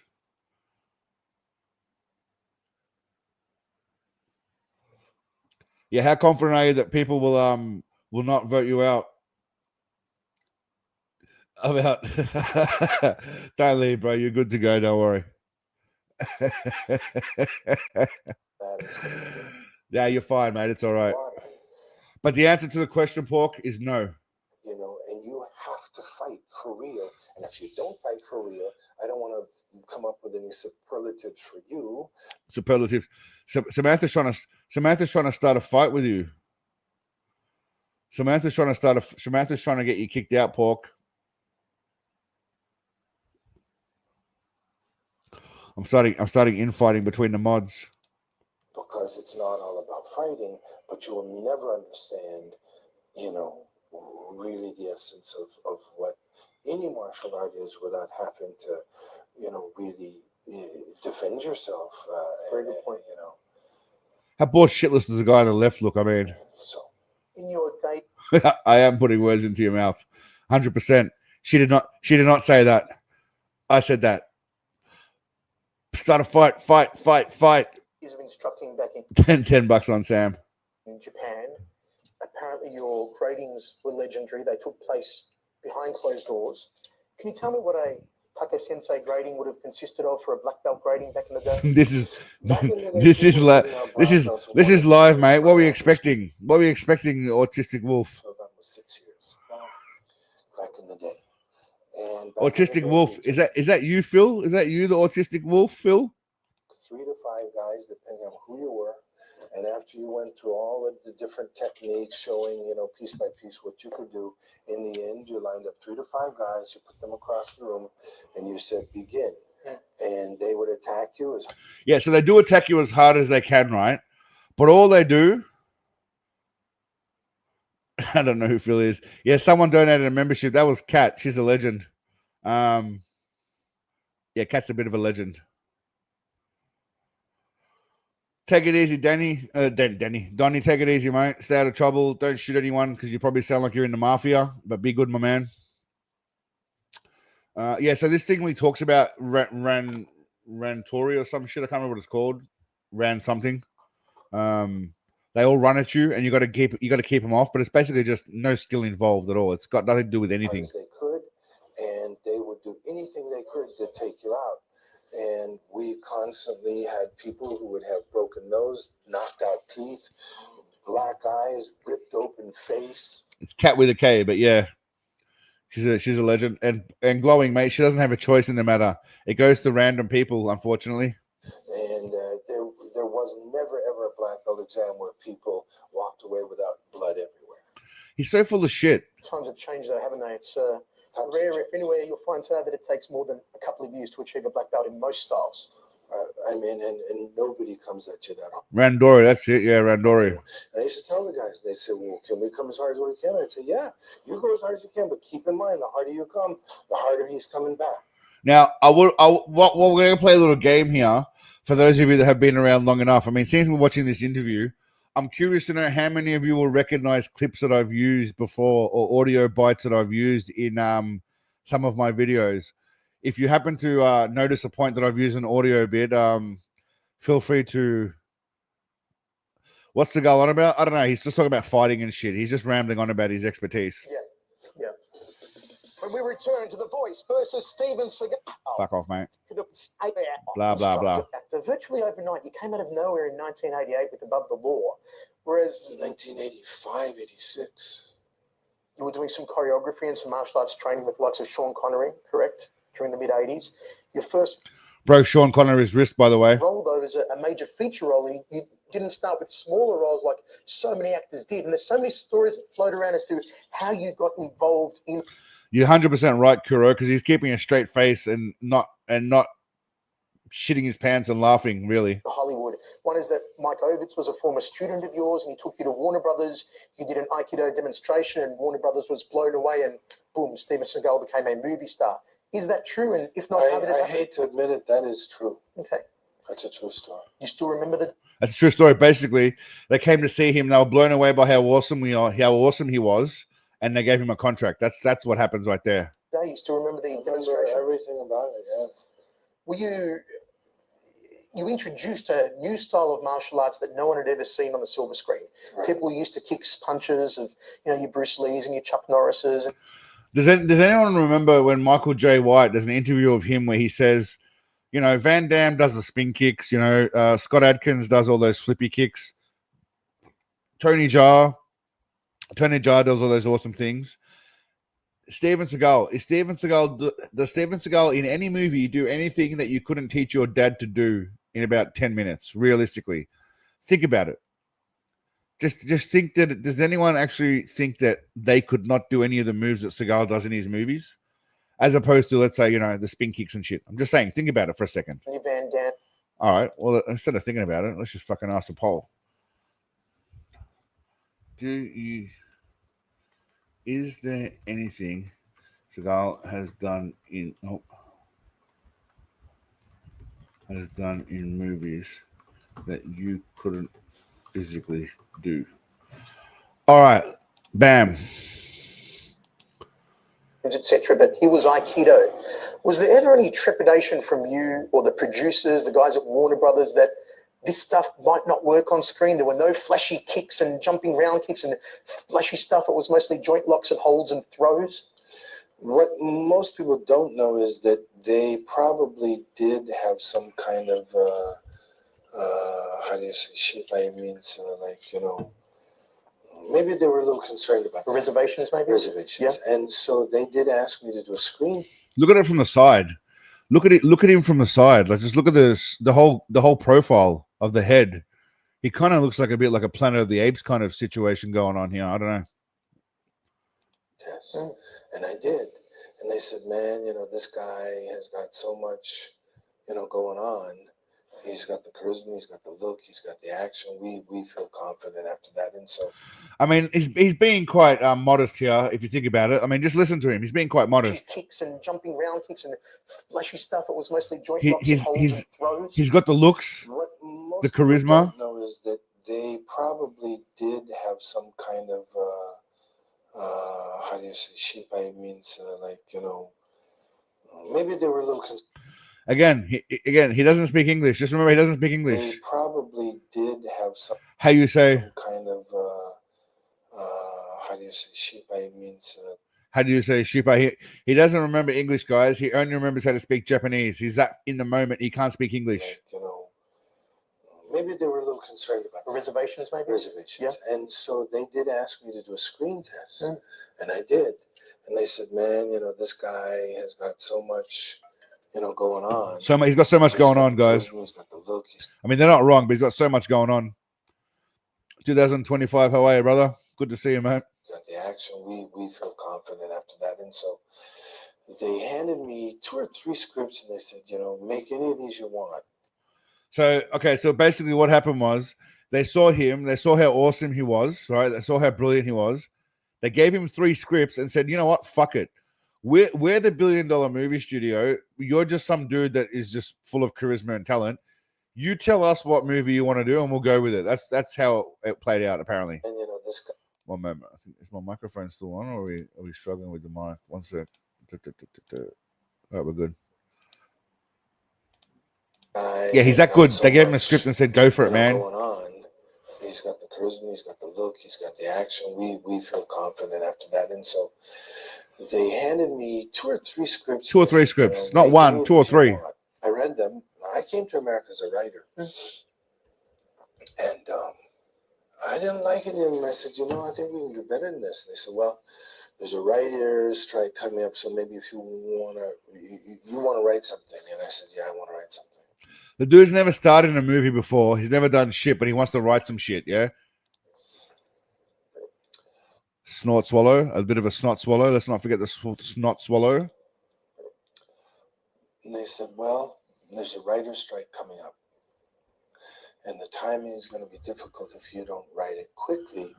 Can we assign some folks to help you? I said, sure. And they assigned me Stephen Pressfield and Ronnie Sh. I would love to have a, you know, those body language specialists that can tell when people rub their eyes, when they do that kind of shit, like when P. Diddy's uncomfortable about being asked questions, that kind of shit.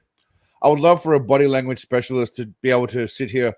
I wish, actually, you know what? That might be worth doing. Trying to find a body language guy on a YouTube channel who's an expert, who doesn't have too many followers, so they might actually respond to me, and see if they're willing to come on and critique a Seagal interview with me and tell me what they think. That would be interesting. You said, and together we all wrote above the law. Yeah. Which in interviews you've said that Above the Law was part autobiographical in segments. Well, I'm not going to get into that, but I will say that I believe it was based on a true story, which had to do with the Iran-Contra. He won't get into it because basically means that he doesn't want to talk about his CIA past. You know, that's what he's saying. Conspiracy, which really never came out. Your first 5 films are considered classics of the genre. Above the Law. You know, it appears that you're an expert with dogs' body language and dogs licking, what dogs like to lick. I can't speak about the women, but I know you're an expert with dogs and dogs' tongues. Hard to Kill, Marked for Death, Out for Justice, Under Siege, classics. I was a huge fan back in the day. When I first saw Above the Law, I must have been 13 years old, and I was so into it, I think I whispered everything for a month afterwards just to imitate your voice. Out of all the characters you played, Nico Toscani, Mason Storm, John Hatcher, Gino Felino, and Casey Ryback. Gino Which Felino. of those characters was the most fun to play, most memorable? That's a tough question. I love that when he does it. I think maybe, Above the Law was the most fun for me. Yeah. Yeah.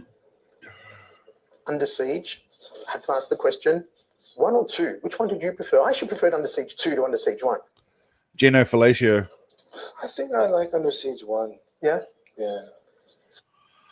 I mean, how can you compare Under Siege 2 to Under Siege 1, man? Under Siege 2 was trash. I mean, it wasn't the shittest, but Under Siege 1, you can't go past Tommy Lee Jones, Gary Busey, obviously Erica coming out of the cake. I mean, let's not all pretend that we didn't all love the cake scene. And that's probably still, I'm just a cook. That's all I'm going to say. I'm just a guy with a cock, and there's a couple of jugs coming out of a cake. What can I say? I like them both. Yeah, I like them both too. Yeah, I like them both. I like both. Well, coincidentally, I'm talking about titties. I like them both too. I like them both too, Seagal. They were both good. They're both classics.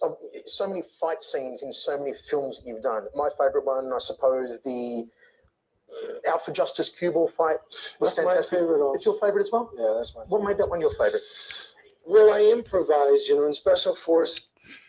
I mean, that's my favorite, but for a completely different reason, because it follows the Anybody Seen Richie? Fuck you. That's one of my favorite. Anybody seen Richie? Fuck you in the background. I know Pork likes that, I think, as well. Say something like, there's this phrase that is common. I wonder how many poor stuntmen actually had the shit knocked out of him in the early days. Because he would have been a real cunt. See you next Tuesday. He would have been a real Ethan cunt here, and he would have literally just made it look as real as possible by bashing the shit out of people. I improvised, in Special Forces, we say something like, there's this phrase that is common amongst operators. We say adapt and overcome. We say. Do you see how he says we say? Do you notice how he says we say? Just take that in for a second, yeah? Well, I improvised, in Special Forces, we say something like... We say something like... that is common amongst operators. We say adapt and overcome. And coming up with the idea of putting that cue ball inside a rag and using it against all those people was... All right, it's just... a really good idea that really works. I bet you he came up with that idea. That will hurt somebody very badly. And so... I like that, and then Danny Inosanto is a dear friend of mine, still is a dear friend of mine. He, as you know, was one of Bruce Lee's teachers, brilliant knife fighter, great at Eskrima, and all that stuff. And him and I had done a lot of practice together and working together, and I tried to learn from him, and I think he tried to learn from me. And so being able to work with him that day and fight him was a great pleasure for me. I was going to say, Danny Inosanto, at one stage, Bruce Lee's #1 student. You also... and teacher. Friends with James Coburn as well, who was one of Bruce Lee's students. Indeed. That's how I met Bruce Lee, was through James Coburn. I was going to ask. So you've met... Here it comes. Here we come. You met Bruce Lee. Tell me about your experiences with Bruce, and what was he like, and how did you get on with him? I wasn't around Bruce much. He... was the kind of guy... was the kind of guy who kind of would badmouth most... a lot of the other martial artists and martial arts in a kind of a sarcastic way, fun way, which I understood. For some reason, he never had anything bad to say about me. I was quite interested in Aikido. I mean, let's just follow that for a second, right? So Bruce Lee trashes the shit out of martial artists and other people, but not Steven Seagal. Other martial artists and martial arts in a kind of a sarcastic, But not him, though. Not him. fun way, which I understood. For some reason, he never had anything bad to say about me. Well, why would he? I mean, Aikido, and it was very nice to me. Of course he was. He knew that I grew up in Asia and that I had a son that was just exactly the same age as Brandon. And when I met Brandon, he had lighter hair. And he said, "This is my little Caucasian boy," you know. And so now they were best friends, right? Before when he met him at James Coburn's house, they didn't even speak at all, right? He didn't speak to him, learn from him, or anything like that. Now all of a sudden, they got kids that are the same age. They're doing daddy little dates together and shit, and they're best buddies. They're best buddies. you know, I thought Bruce was a really great guy, a really cool guy. And I thought James Coburn was a great guy too. And I'm really sorry they're all gone. And I know, man. Hand wiping, mouth wiping, that just makes me feel like he's talking shit. Body language tells me he's lying. He doesn't like Bruce Lee. Right when he says Bruce Lee's a nice guy. I thought Bruce was a really great guy, a really cool guy. See, right there, bam. James Coburn was a great guy too, and I'm really sorry they're all gone. And he calls Bruce a great guy, then he wipes his mouth like he's lying about that shit. That's all I'm going to say right there.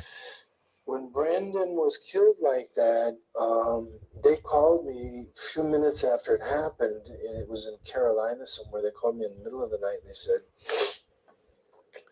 "We think that he's dead, but the guy shot a blank gun at him. How could he be dead? He's dying. He's severely hurt, maybe dead." And I said, "You will find a projectile in him. You'll find a bullet in him." And they said, "That can't be. You're crazy." And I said, "You will find a bullet in him." Well, they obviously don't know Sensei's clairvoyant, so because they're morons. They called me in the morning. They said, "You're amazing." And I said, "Why?" And they said, "There was a bullet in him." Notice again, when he says something, now he starts rubbing the eye. Coincidence? I'm no body language expert, but I'm just saying. He tells a story of, for some reason, they decided to call Seagal in the middle of the night. Right? They decided to call Seagal in the middle of the night after Brandon Lee was shot. I don't know why, but they did. They decided to call Seagal in the middle of the night when Brandon Lee shot. Not a doctor, or not anybody else like his mum. They called Seagal because they needed to know what's going on. And luckily for him, they did, because he told him there was a bullet. They couldn't have worked that out because there was supposed to be a blank in the gun, but instead he got shot. And then he told him to look for a bullet because they couldn't have deduced it themselves, because, why would you look for a bullet when someone shot a gun that's supposed to have in a blank? What are the odds that the mistake might be a bullet? That's just stupid. It's probably more likely to be a fucking candy cane or a donkey's dick, not a bullet. And I mean, that's just ridiculous, honestly. I can go through the whole story on what really happened, which most people don't know, but the long and the short is when Brandon passed like that, I didn't sleep for 3 or 4 days. It just reminded me too much of certain things. And he didn't sleep for 3 or 4 days. That's probably because he was on an insane cocaine binge where he's banging bitches left, right, and center, snorting coke off their titties. Nothing to do with Brandon Lee's death. Just because he was on a massive coke binge, that's all. Yeah, it was during The Crow. That's correct. On the scene where he drops onto the table and they all shoot at him in the middle of the meeting, the gang meeting or whatever. The loss of both of them was terrible for me. Another great actor, one of my favorites, and I know he's one of your favorites as well, Jackie Chan, man who sent me flowers for my 21st birthday, coincidentally. And by the way, you and I share the same birthday, April 10. You were one of the people, and it's a little known fact, who helped Jackie Chan break into America and introduce him to American audiences. Can you tell me about your relationship with Jackie and how that started? I mean, I've known Jackie for, maybe 40 years. Wow. I've known him from way back in the early days. If he's known Jackie for 40 years, this interview, I believe, was early 2000s, late 2000s. So he would have known Jackie Chan in his teens. I'm not very close with him anymore. I don't really go to Hong Kong or China much anymore. Him, Sammo Hung, a lot of the old some of this is really maybe not quite fit for, saying out loud on film, but there's an interesting group of folks that, Just say it, Seagal. Don't be a some in the bitch. shadows and some in the light. And I was friends with all those guys for a long time. He's friends with haven't everybody. seen Jackie for a long time now, but at one time I thought we were kind of good friends. In an interview, you also said once you'd made many great movies, which you have, and said you'd made many or some bad movies. Is there one particular film you look back on and you sort of cringe and go, geez, did I really do that? Unfortunately, there's many. Oh, he actually just admitted then that he's done some shit movies. That's the first glimpse that he's a human to some degree, and he's not a complete douche. I think, I was looking at an actor the other day on screen, and I was going, holy shit. Can you say shit on this interview? You can say whatever you like. Yeah. I said, holy I don't know why they're zooming in on his face now, but that's not me zooming in. They're zooming in on his face for some reason. shit, did this guy actually do this? Not only was the movie that bad, but the acting was that bad. And it's a pretty famous actor. And I just said, hey, man, happens to all of us. Well, Stephen, I don't know who you're talking about here. As I pause on your majestic looking face with your little double chin there and whatever's going on with your hair. But it's easy for you to poke fun at someone else. It happens to all of us. The thing is, you're not supposed to have a 50% strike rate of shit movies to good movies. That's the thing. You're supposed to have, 70-30, 80-20. I mean, and I'm saying 50-50. I'm being generous, yeah? If we're being honest, what do you reckon the ratio of good movies to bad movies is in Seagal's library? So do you think 10% of them are good, 90% are bad, 20% good, 80% bad? Good and bad. Good and bad. What are you thinking? Tell me in the chat. 90% good, 10% bad, 100% good, 0% bad? What are we thinking? Realistic numbers. Realistic. What do y'all think?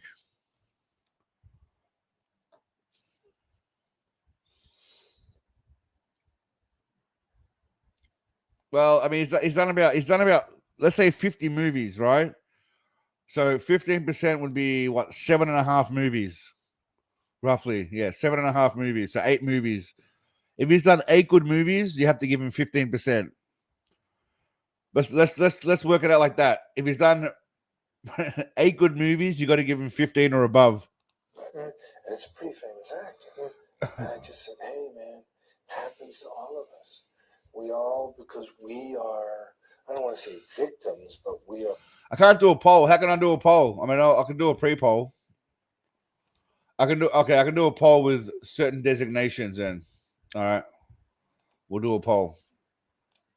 Are subject to the financiers and what they want us to do, and the studios and what they want us to do, and we don't control the show.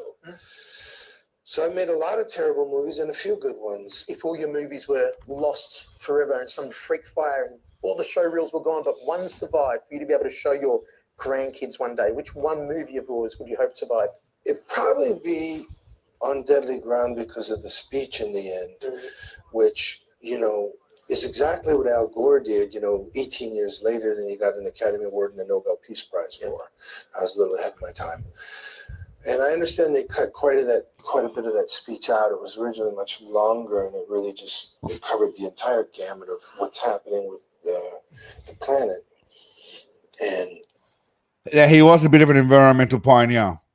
Just so we're clear, he was a bit of an environment. 2 movies, Fire Down Below, and On Deadly Ground. But I don't really know what's left. I'd like to rent it just to see, but I think, for Mankind, that's probably the most important work I've done, in my opinion. For Mankind. He thinks the most important thing he's done for Mankind is On Deadly Ground. No. Everything he's done is important. I mean, probably the most important thing for me would be End of a Gun. Now you owe me some good pussy. That's a great line. Was it a dangerous man or a good man? I think it was a good man. Snatch Every Motherfucking Birthday. What else? I mean, so many. On Deadly Ground and Fire Down Below are not on top of the list. Though On Deadly Ground, I believe, did give us, you got a pretty mouth, boy. And then, Fire Down Below was also another important environmental movie. So, but I think On Deadly Ground, the speech in the end with the slideshow is very important. Who's the most legitimate Hollywood tough guy, Okay, now we get to the juicy bit. in your opinion? You accept it, of course. When you say tough guy, do you mean martial artist or just tough guy? I mean, Stephen, for real. If he was on the street and there was a situation, you wanted this Hollywood guy by your side because he could defend himself. Look at the face. Look at the face. See you, Kuro. Take it easy, my friend. It's that hard to think of a legit one. Can you think of one? Michael Jai White. Can I laugh in your face? Really? Yes. Thoughts on The facials. It's all about the facials. Can I laugh in your face? Chuck Norris? I mean, Chuck is in his mid-70s. He's probably 76 years old, okay? 75, 76 years old. Interesting. So I don't know. I've heard that he's not, So, I mean, I don't really want to get into on film anyway. See, he doesn't want to get into it on film. He's happy to trash them off screen, but he doesn't want to get into it on film. By the way, can we all just take a moment to celebrate? We should just give me a thumbs up for the fact that I haven't had to take a piss for the whole hour. And we've been doing this for 110 minutes, 1 hour and 50 minutes. And I have not had to stop for a pee break yet. So that's where the thumbs up or a love heart, if nothing else, yeah? That's all I'm saying. Now back to Seagal trashing shit, but yeah. Who's a tough guy? Do I think Michael is a tough guy? No. Do I think he's a martial artist? No. Do I think Jean-Claude's a tough guy and martial artist? No. If you were to put together your own... Basically, he doesn't know where to go. He doesn't know where to go from this question. I don't think he was expecting that. Definitely not. Yeah, glowing. I'm back. Nah, not even a bucket, mate. I'm just pissing down my leg. I'm just literally pissing down my leg onto the floor. I thought, fuck it. The stream is all that matters, my friends. Not peeing in a toilet. Just peeing all over my leg. I actually don't need a piss. It's actually pretty good. I don't know why. Because I actually need to mix another drink. So I'm going to play this for a bit. I'm going to go mix another drink. That's what I should do.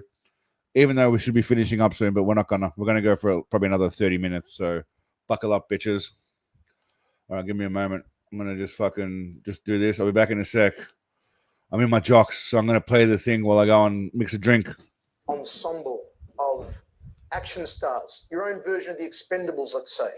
Who would you choose? 3 or 4 actors to be in there with you? I think they had many great actors in there, that are great action guys. I think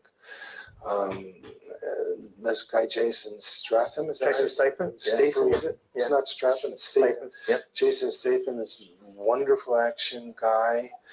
Jet Li, fantastic action guy, who, by the way, is a real martial artist. Yes, great wushu. And, I mean, I'd never seen him fight, but I would imagine if you would have mentioned his name over those guys, I would have to say, okay, he's a real martial artist and probably can fight.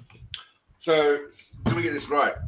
Steven Seagal would rather have, Jet Li probably weighs 110 pounds? He'd rather have Jet Li by his side as opposed to the Jack Black Dynamite of Michael Jai White. I mean, give me a break. I love Jet Li, don't get me wrong. But if I had to choose between Jet Li and Michael Jai White, I'm taking Jai White, baby. I'm taking that sexy black chocolate every day of the week. That's all I'm saying. All right. Sorry about that. I'm back now. Cheers. Dolph Lundgren, Kyokushin karateka, used to be competitive. He's a very nice guy. I think he's a tough guy and a great martial artist. He's just a great guy, and but anyway. Kyokushin karateka, used to be competitive. He's great wushu. And I mean, I'd never seen him fight, but I think no one's seen you fight. Imagine him talking about never seeing someone fight as if someone's seen him fight. I would imagine if you would have mentioned his name over those guys, I would have to say, okay, He's a real martial artist in prop. Yeah, everyone send a bit of love to Samantha. She's not doing too well at the moment. It's on the antibiotics. Bit of an ear infection and vertigo. So send some love to SS. Hope you get well soon, dear. Hope that bland food doesn't taste too bland. At least the eggs were all right. So you got a winner there with the eggs. They can fight. Dolph Lundgren, Kyokushin karateka, used to be competitive. Oh, he's a very nice guy. Do I think he's a tough guy and a great martial artist? He's just a great guy, and you know. But anyway, so I'm trying to think of all the guys that were in there. I didn't get to see it, but you know, Jet Li and you know, Jason Statham are great guys. Yeah, Pork too. Pork's suffering from a different kind of. I think Pork's just got a bit of a flu situation. Samantha's, I believe, is a bit more long term. But Pork, yeah, get well, mate. You and your missus too. Hope you're doing well. If anyone else is sick out there, stay indoors. Have a cup of tea. Have a joint. Sleep. Sleep is key. And cookies. Watching cookies. Not stressing about the world. And realizing that it's all bullshit. The rest of it's all bullshit. See you, Sam. Take it easy. Who else was in it? Dolph Lundgren, Terry Crews, Randy Couture. Randy's a real fighter. Mm-hmm. Yep. You know, of course, Bruce Willis and Arnie. We know both aren't real fighters, but great actors. They're great actors, mm-hmm. and Sly Stallone. Yeah, you got all those great actors there. Yeah. All those great actors. Yeah. He calls them actors. See how he keeps highlighting the word actor. Crews, Randy Couture. Randy's a real fighter. Mm-hmm. Randy's a real fighter. Of course, Bruce Willis and Arnie. We know both aren't real fighters, but great actors. They're great actors. Mm-hmm. I know everyone's saying bye, so I just thought everyone's saying later, Sam. Bye, Sam. Take care, Sam. So you know, I thought I'd say bye. Everyone's saying bye. I'm just going with the bye. And Sly Stallone. Yeah, you got all those great actors there. All those great actors there. They're just all great actors. But listen, since they've come into contact. Anderson sent me Here we go. card. Now this is where he talks about his MMA accomplishments. Saying, teach me your lethal stuff. Teach me your great stuff. And then there was a phone number. By the way, that's exactly how it was written. Anderson literally wrote a letter to him saying, teach me your great stuff. Teach me your dangerous, deadly, awesome, spiritual, dangerous stuff. Of a guy called George Martis, and I called George, and he said, "Yeah, man." I think Dano's taking a shit. Knows about, you know, all of your lethal stuff, and I think Dano's taking a shit, and I think Dano's probably very hot, dehydrated, probably pissed, probably high, and he's had his dog licking his balls. So Dano's had a pretty good night, and he might be time for naps for Dano, but he's had a good night. He's had some alcohol, I think, some weed, and some nut licking. So it doesn't get better than that. Dog or a woman, whatever. Either way, he got his nuts licked. Would you come and teach him? And I said, let's meet and talk. And we met and talked, and I thought he was very sincere, very humble. And there he is. He's still here. So I went to Black House and started teaching him. Yeah. After Anderson knocked out Vitor Belfort, he said the front kick he won the fight with was taught to him by you. Gave you credit for that, which was, you know, fantastic, and sort of introduced you back into the world of mixed martial arts fans. But there were a lot of people also questioning the validity of that, of how an Aikido instructor would teach a Muay Thai guy a version of a front kick. I mean, whoever says that doesn't know anything about my life. Of course. So whoever doubts that Seagal taught him that kick, see, this guy doesn't want to straight out say that there are a lot of people that say that's horseshit. All he has to say is, listen, what do you say about those people out there that are saying that you didn't teach him anything? He could have just said that. That's all he had to do was just say, hey, what do you say to all the haters out there that said you didn't teach him shit? You're just jumping on the bandwagon. I mean, I had spent my entire life. First of all, I started out in karate. Sure, yeah. You know, you started out doing Mageri and karate. Yeah, I started, you know, for many years before I even began Aikido. So, and then I went around the world studying from, you know, Kung Fu masters, Muay Thai masters, you know, and Tai Chi masters. And so I've been doing mixed martial arts for 40 years. And more than that now. That just doesn't know anything about me. Would you believe you're one of the original mixed martial artists, in that you're probably one of the first guys to train in so many different styles that's high profile? Of course. Here we go. I think there are millions of other guys that were doing the same thing. We just didn't use the word mixed martial arts, but that's what we did because we wanted to study everything we could. Well, that's him. That's him kind of being humble there. He said he wasn't the only one. There were millions of other people.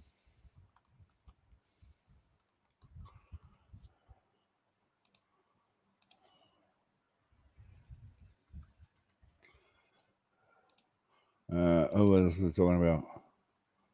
To make sure that whoever we're fighting, we are covered for the different kinds of, situations that we might be in. We would know what to do on the ground. We would know what to do with kicks, punches, elbows, grappling, joint locks, whatever. We want to know how to do it.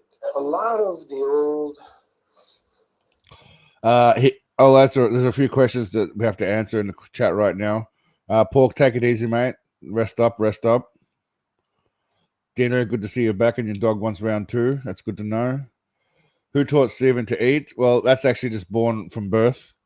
It's an inbuilt thing, I believe. Also, his stomach probably grew with his ego. I think it's a commensurate thing.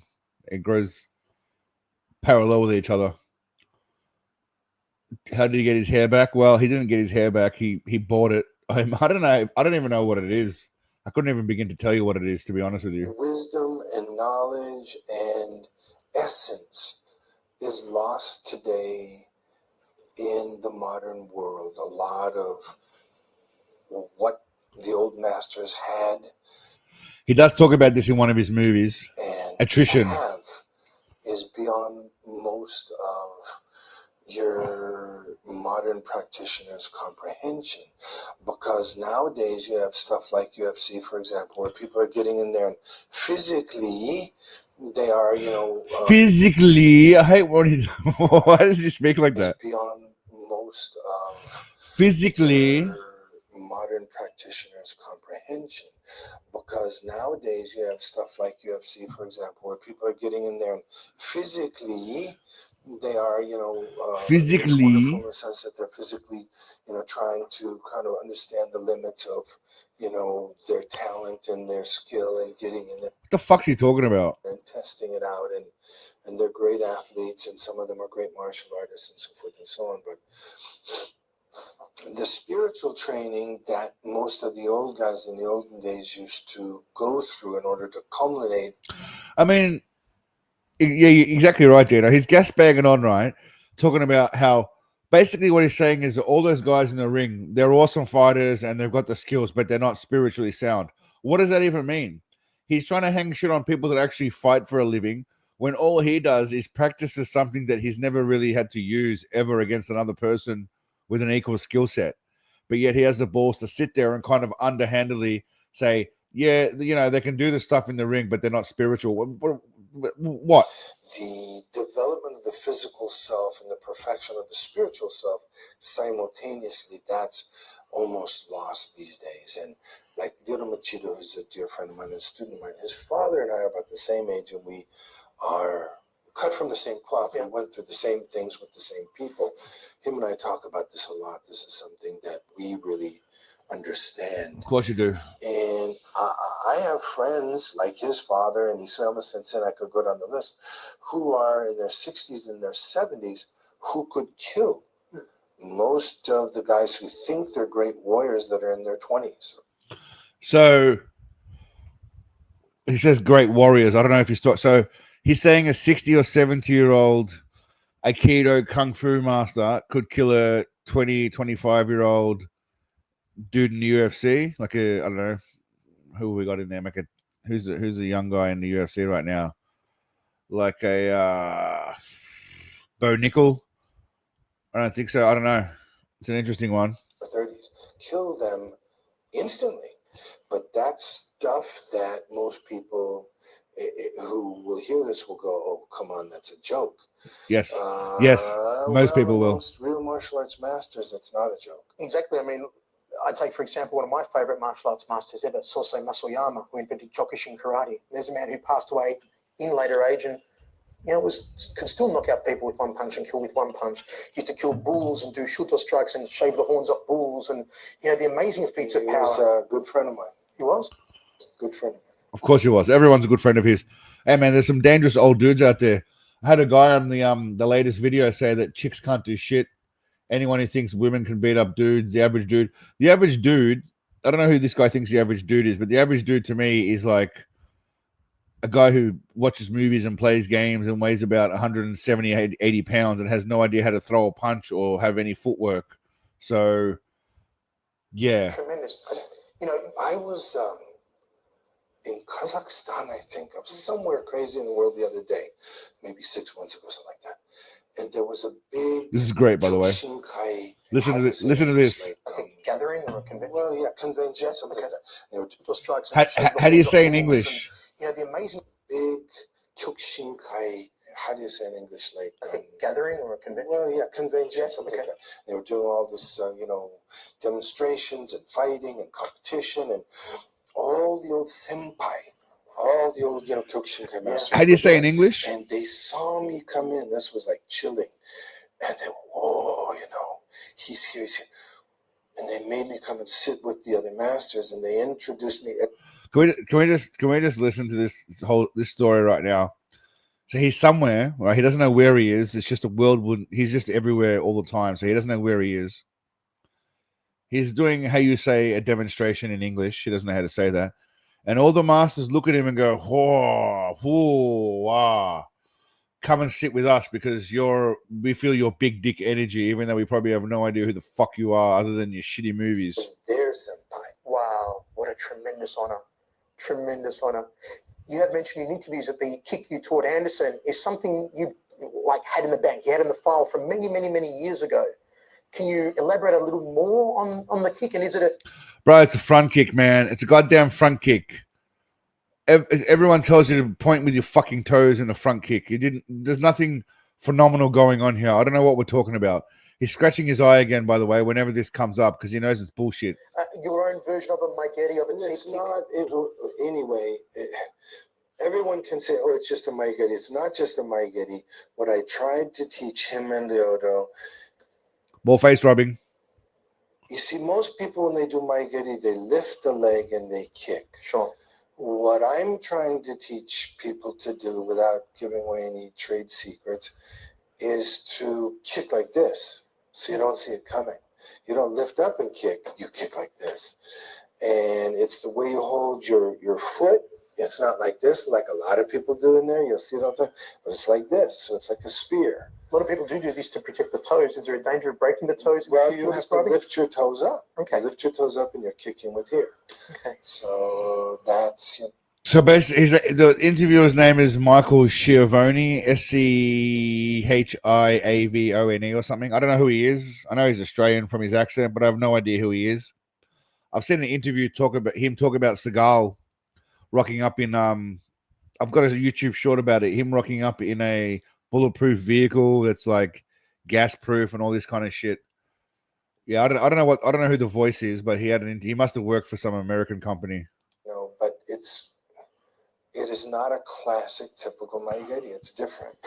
It did look like he was doing a little Hitler salute then, didn't he? And with Lyoto Machida, you mentioned that you are helping him with his punching. Can you elaborate a bit more on, again, what an Aikido stylist and a mixed martial artist like yourself, as you say, is teaching a guy like punch through the gloves. When it comes to the handiwork. Remember Alex Pereira, punch through the gloves. For example, I don't turn my hand when I punch. You don't corkscrew the hand? No. When I punch like this because it's faster and it comes from here, doesn't come here, doesn't come from here, it comes from down here. How do you mean if you're punching? Say if you're punching my hand. It's here. Okay. Yeah. So, and I drop my hand down and it comes from my body. It doesn't come from my shoulder or my hips. My whole body flies. Right. All right, his whole body flies. He doesn't even know what the fuck he's talking about. None of that makes any sense. The reason why turning with your hips works so effectively is because it keeps your balance as well as giving you maximum power. That's why everything uses your hips and pivoting and planted feet. So it's you've been watching me talk shit and this guy interviewing, yeah. But we're finishing up soon, Dino. Don't worry. And then we're going to finish on some comedic videos. very different. My punches are very different, and they're quick,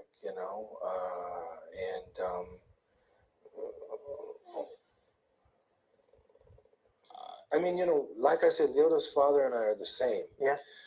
But we're also a little different because some of my teachers were different from his, and in some ways he's envious of me and who I got to study with and vice versa. But, he has two great teachers in his father and I, and I think there's just some unique stuff that I'm teaching Yoda that Basically, there's secrets that he can't reveal. That's what's going on. He can't reveal shit. He's never fought anyone, but he's teaching people how to fight. Well, he actually has fought people, but only off grid stuff, off the grid. learning from anywhere else, I don't think. Now, this intrigues me. Are there many techniques, do you believe, out there in the whole world of martial arts that the public still haven't seen displayed successfully in MMA? Thousands, hundreds of thousands. There's so many. I mean, and I don't want to say I know much because I don't really know anything. So there's hundreds of thousands of techniques that haven't been revealed yet in the world of martial arts and fighting, but they're just so secretive that people are holding on to it and refuse to show it because what?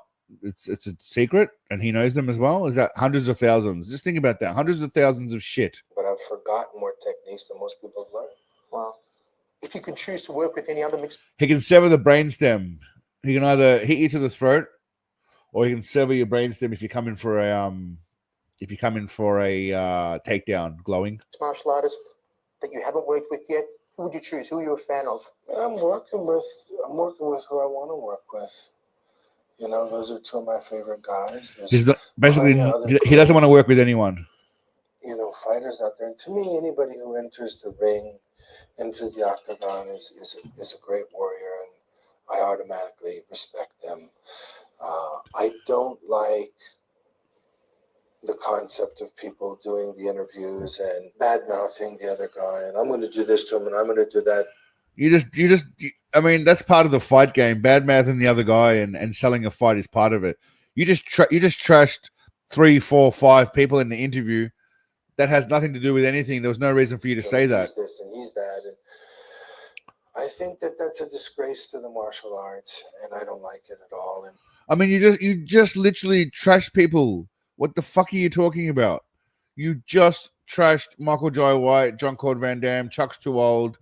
The rest of them aren't real fighters. Dolph Lundgren is What are you doing here? What are we talking about? maybe some people are being egged on to do that for publicity, but I don't like that. Well, it begs a question that I've asked before in interviews. Are most mixed martial artists actually martial artists, or are they fighters? I mean, most of them are fighters. They don't embody the true martial arts spirit, the true Bushido spirit. Well, I mean, you know. So. True bullshido spirit. I think he said Bushido, but I think it should be bullshido. You were talking about speed before, particularly in relating to Lyoto Machida. How fast are you still at 60 years old? And when you're sparring guys like Lyoto and Anderson, how fast are you still? You should ask them that. I don't want to answer that. Do you believe you're still as fast as you were even 10 years ago? Maybe faster. Maybe faster. He's faster now than he was when he was like 30 kilograms lighter. Really? In another life, would you have... Do you think he genuinely believes that? Look, I mean, look at his face, right? Okay, hold on. Poll time. I mean, not just all the shit, but do you think he genuinely believes it? Genuinely believes he is faster than 10 years ago. I mean, honestly, do we think that he really thinks that he's faster? I think I mean... How fast are you still? You should ask them that. I don't want to answer that. Do you believe you're still as fast as you were even 10 years ago? Maybe faster. Really? In another life, would you have chosen to be a... That's the first thing I thought of, glowing. Like, if he's faster now, he must have been like a snail 10 years ago. I mean... martial arts fighter? In the cage, I mean? How are you, play? Good to see you, mate. We believe in keeping, you know, all of this as secret as we can. And, you know, there's just a lot of stuff we don't teach. Still to come on The Voice versus Steve. Shut up. I'm a warrior, and that's in my blood. I also like to protect my country. Oh, here we go. And I do that on the border as best I can. I also like to do the little bit I can to take the bad guys off the streets, murderers, rapists, armed robbers. He does none of that on Lawman. On Lawman, they basically just harass a bunch of black kids and Hispanic kids who drive shit or look suspicious, or they get phone calls about people loitering. I've not seen them stop any rapists or murderers or anything thus far. People who are terrible for society, you know, terrible for your wife and your children to have to live in the same planet with, you know. I'm hoping that those guys can all be put away so they can't victimize any more people. Yeah. You're up against some of the most dangerous and depraved people in the world when you're doing this line of work. What's the most dangerous situation you've ever found yourself in doing this work? Well, I mean, I think being shot at and, you know, Good. kicking doors where you know there's bad guys in Kicking doors. there with guns that are going to try to shoot He's pretending he actually lifts his leg to kick shit. you if they can, stuff like that. Have you ever been shot? Yes. Stabbed? Scratching his eye again. Another sign that he's lying. See? Have you ever been shot? I'm guessing he hasn't been shot. Yes. Stabbed? Cut, not stabbed. Wow. Yeah. Are you always armed? Yes. Right now, if I was to look around this room, would I find an arm of some sort that you've brought with you? Yes. See, that I believe. You once stated in an interview that you feel more Asian than American. Is that still the case? Well, I mean, I was raised in Asia. It was a real impressionable times for me because I was over there very young in age, and just the most formative moments of my life were there under great teachers. So that's where I got my culture from, my knowledge, my wisdom, my, you know, most of the way I think was learned there. There. Is it true that also you have a grandmother in your lineage that is Mongolian? Is that true? Well, no, it's really probably on my father's Here we go. side. because, Here we go. all I have is a picture of my father's family, and they got pretty slanted eyes and Asian clothes, so they look like Russian Mongols, but I don't know what they are, but they're something Asian. He just said they got slanted Speaking of eyes. Russian, you were in Russia just last week with Vladimir Putin, with Fedor. By the way, he rubs his head Russian again. Mongols, but I don't know what they are, but they're something Asian. Speaking of Russian, you were in Russia just last week with Vladimir Putin, with Fedor Emelianenko. Tell me about that experience, because you were personally Vladimir invited by Putin, Putin. I believe, to go to Russia. What was that like? The big V. Well, I mean, I think I love Vladimir Putin, and I think he's a wonderful. They're zooming in again real as well. Leader, a real man. Real And man. I think he loves the martial arts. The first time I went to his home many years ago, he had a life-size statue of Kano Jigoro. Wow, the founder of judo. Incredible. I think Vlad is a judo specialist. Apparently Putin's a judo specialist. I wonder if him and Seagal have a bit of a wrestle around, lube up, maybe get some pillows, some feathers, some oil. He's just a great guy. I have tremendous respect for him, and I love what he's done for the martial arts in Russia and around the world. And so I want to go there and participate in that. And, Oh, so he hadn't been there yet. Wow. Event together. This is pre-Russian citizenship. It's just an honor for me to be with him. Coming up when we return to the voice. Shut up. This is Steve. It's the being now. You were the reincarnation of a 17th century Buddhist monk named Chundrag Dorje. Yeah, see, again, all of these, it's funny, right? Often when I'm making videos and I talk about something to do with Seagal, I think people probably know this already. I assume everyone knows what I know about Seagal, which is all the stuff this guy is saying. I'm really, none of this stuff is teaching me anything new. Every now and again, I might learn a little bit of new shit, but very rarely. But yeah, it's funny. He's talking about him being a reincarnation. Yeah, I know all this, and I put it in my videos. But yeah, Can you tell me more about that and what that meant? Well, without going into any great he's a treasure revealer. He's a treasure revealer. The child's. I'll tell you what it is. In a nutshell, when he will eventually bring great knowledge and treasure to the world, but the world's not ready to have it revealed yet. But when it is ready, he will be the one to reveal it, apparently.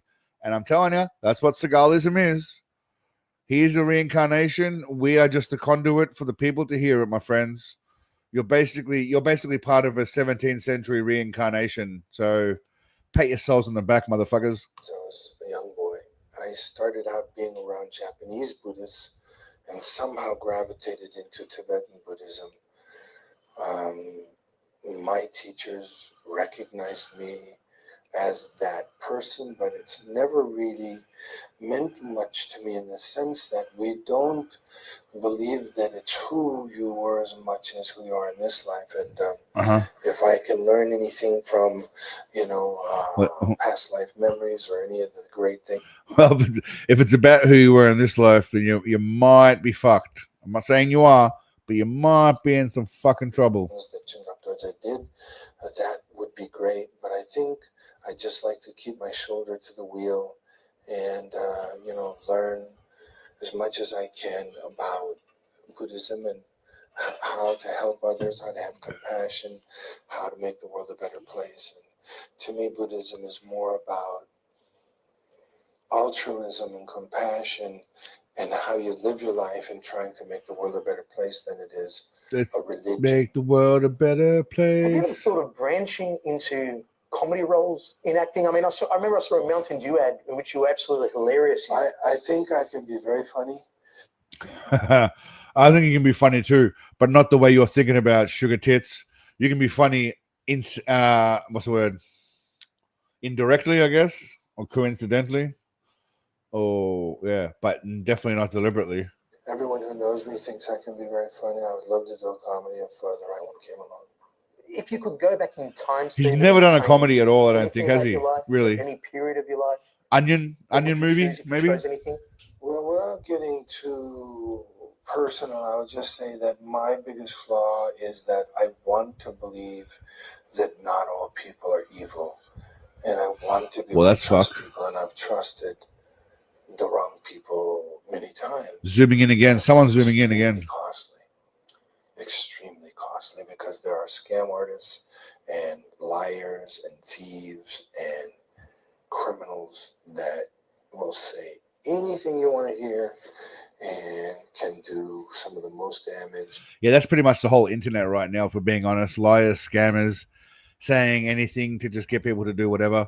But yeah, he's definitely also talking about himself. I don't know why he's not including himself in all that shit. I mean, he lies so much. That, Yeah, exactly right, Chloe. be inflicted, When you You know? leave this world, as we all will one day, what legacy do you hope that you leave? I mean, I've worked very hard to try to make the world a better place with You'll keep saying that how all I've the helped time. people. Wrap up time. Someone's telling him it's in time to just wrap it up. kindness and giving away everything I had to give and trying to work to make the environment better, to try to fight against those who are destroying the environment. I've pretty much done everything I can do. He's basically Captain Planet. Anything I can do to be all I can be and help others and help the world be a better place in my small way. make the world a better place Minuscule for you and for me Be that and as it the may, entire under human God, race. under Lord Buddha, under all the things that I believe in and all the things that I consider to be sacred. Where are we going with this? I have tried very hard to be a good man. Failed. And help others, and I will continue to try. Now you're a legend, Has any of Sensei. your work in law enforcement, You've has any of achieved your that. acting, any of your martial arts ever contradicted your spiritual beliefs? I mean, in other people's minds, I'm sure that it could, because In the 90s, he went through a period where he didn't want to kill people in movies because of his Buddhist bullshit. not always, but oftentimes, and it's very hard for people to really understand the essence of others, where they come from, what they're really Understand. doing. For example, I have the feeling that one of the things that you're saying is, for example, well, if you're a Buddhist, how could you be a cop? Well, I became a cop to try to help others. I became a cop to try to, Of course he did. get the bad guys off the street. I became a cop to save lives.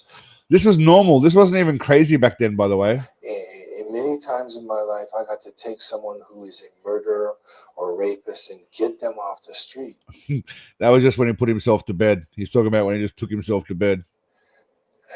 I've saved took himself off the street. I don't know about the murder a bit, but many people's lives during Katrina in Louisiana. I was there.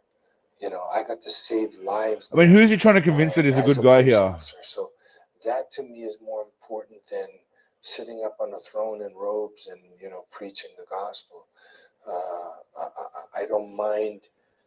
He's bagging religion diving in now. water to save a life. That's it. I don't mind You didn't know Seagalism was coming, mate. You didn't know Seagalism was coming, but you're ahead of your time.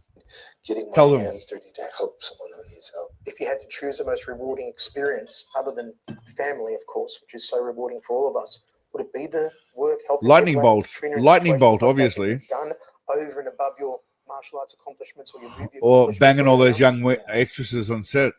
Those are the things that matter the most. Saving lives and helping people. Stephen, thank you so much for your time. As I said, I've always been at this day as well. Stop You're a kissing big his dog in ass. his own Aikido dojo in Japan, which I think is a massive achievement as well. And I just want to say thank you for joining us on the show today, and it's been an absolute pleasure. Thank you, sir. That's his hotel room.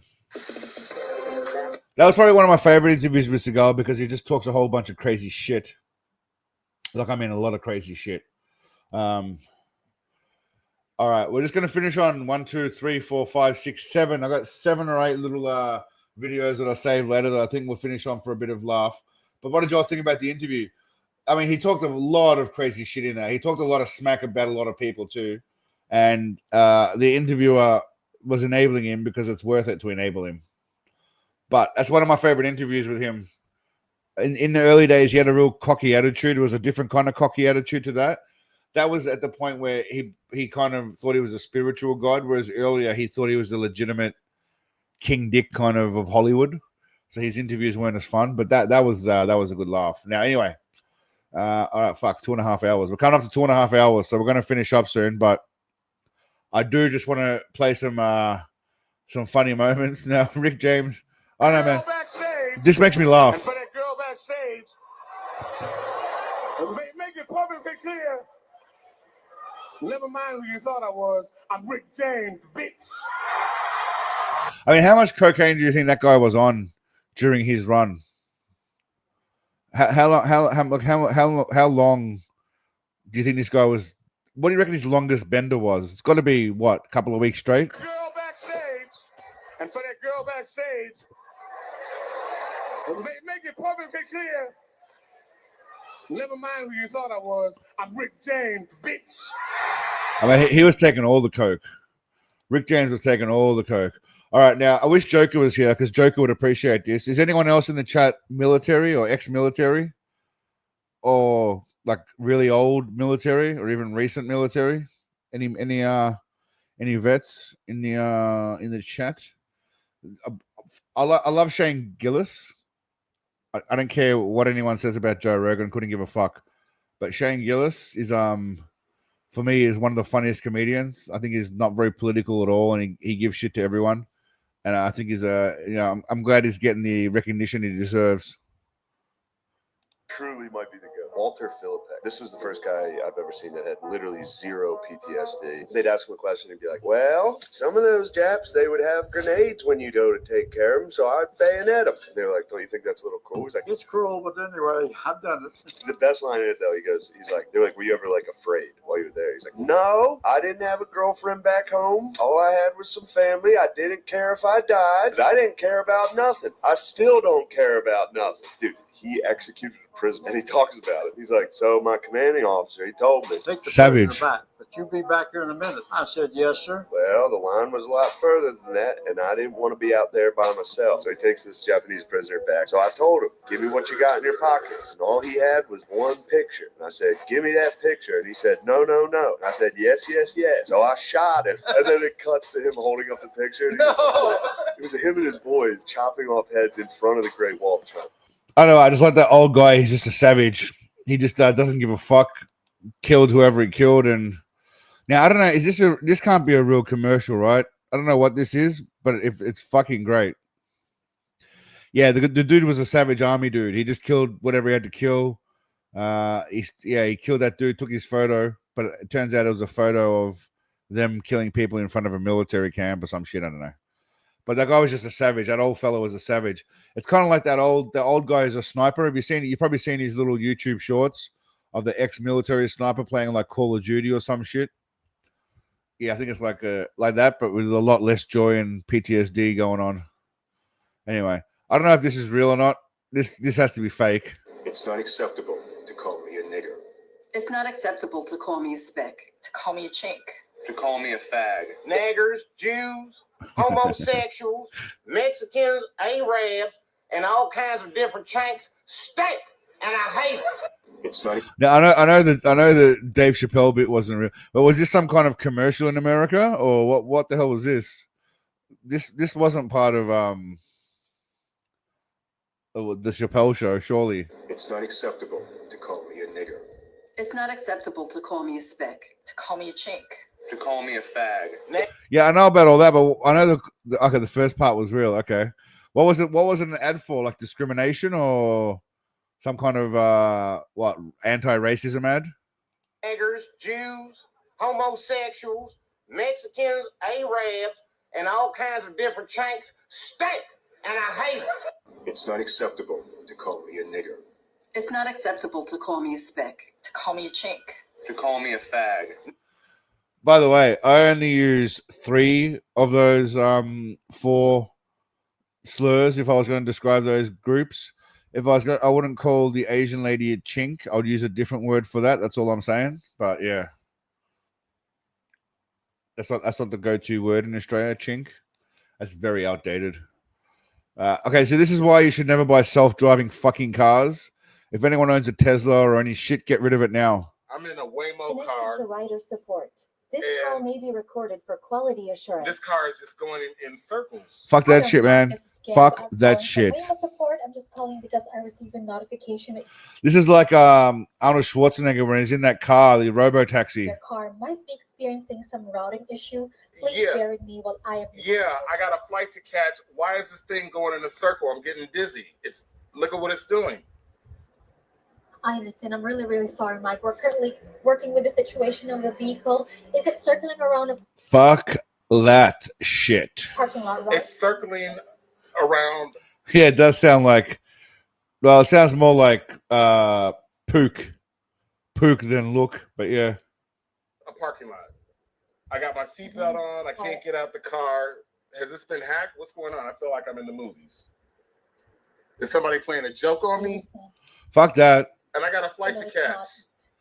That's how it all starts, man. That's how Skynet, all that shit starts. That's how it all fucking starts. I don't know what this is, but I found it funny. I think this is just midgets doing shit. What's up, buddy?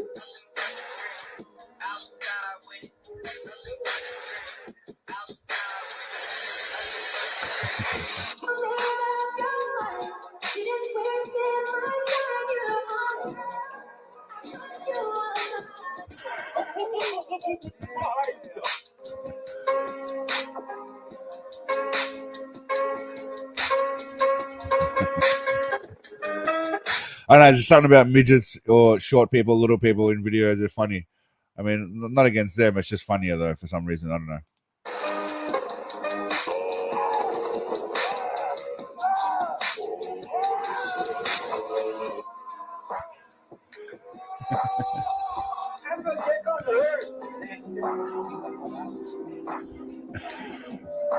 Little people.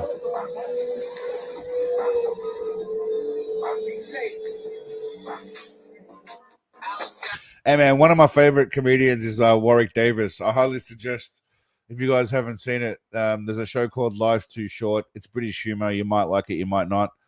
But British, yeah, it's Life's Too Short. And An Idiot Abroad with Carl Pilkington and Warwick Davis is also another winner. But definitely worth watching. But yeah, like last time we had the midget dude falling over on the skateboard. For some reason, it's just funnier. Harsh. My man Kanye, this just made me laugh because, you know, Kanye be doing Kanye things.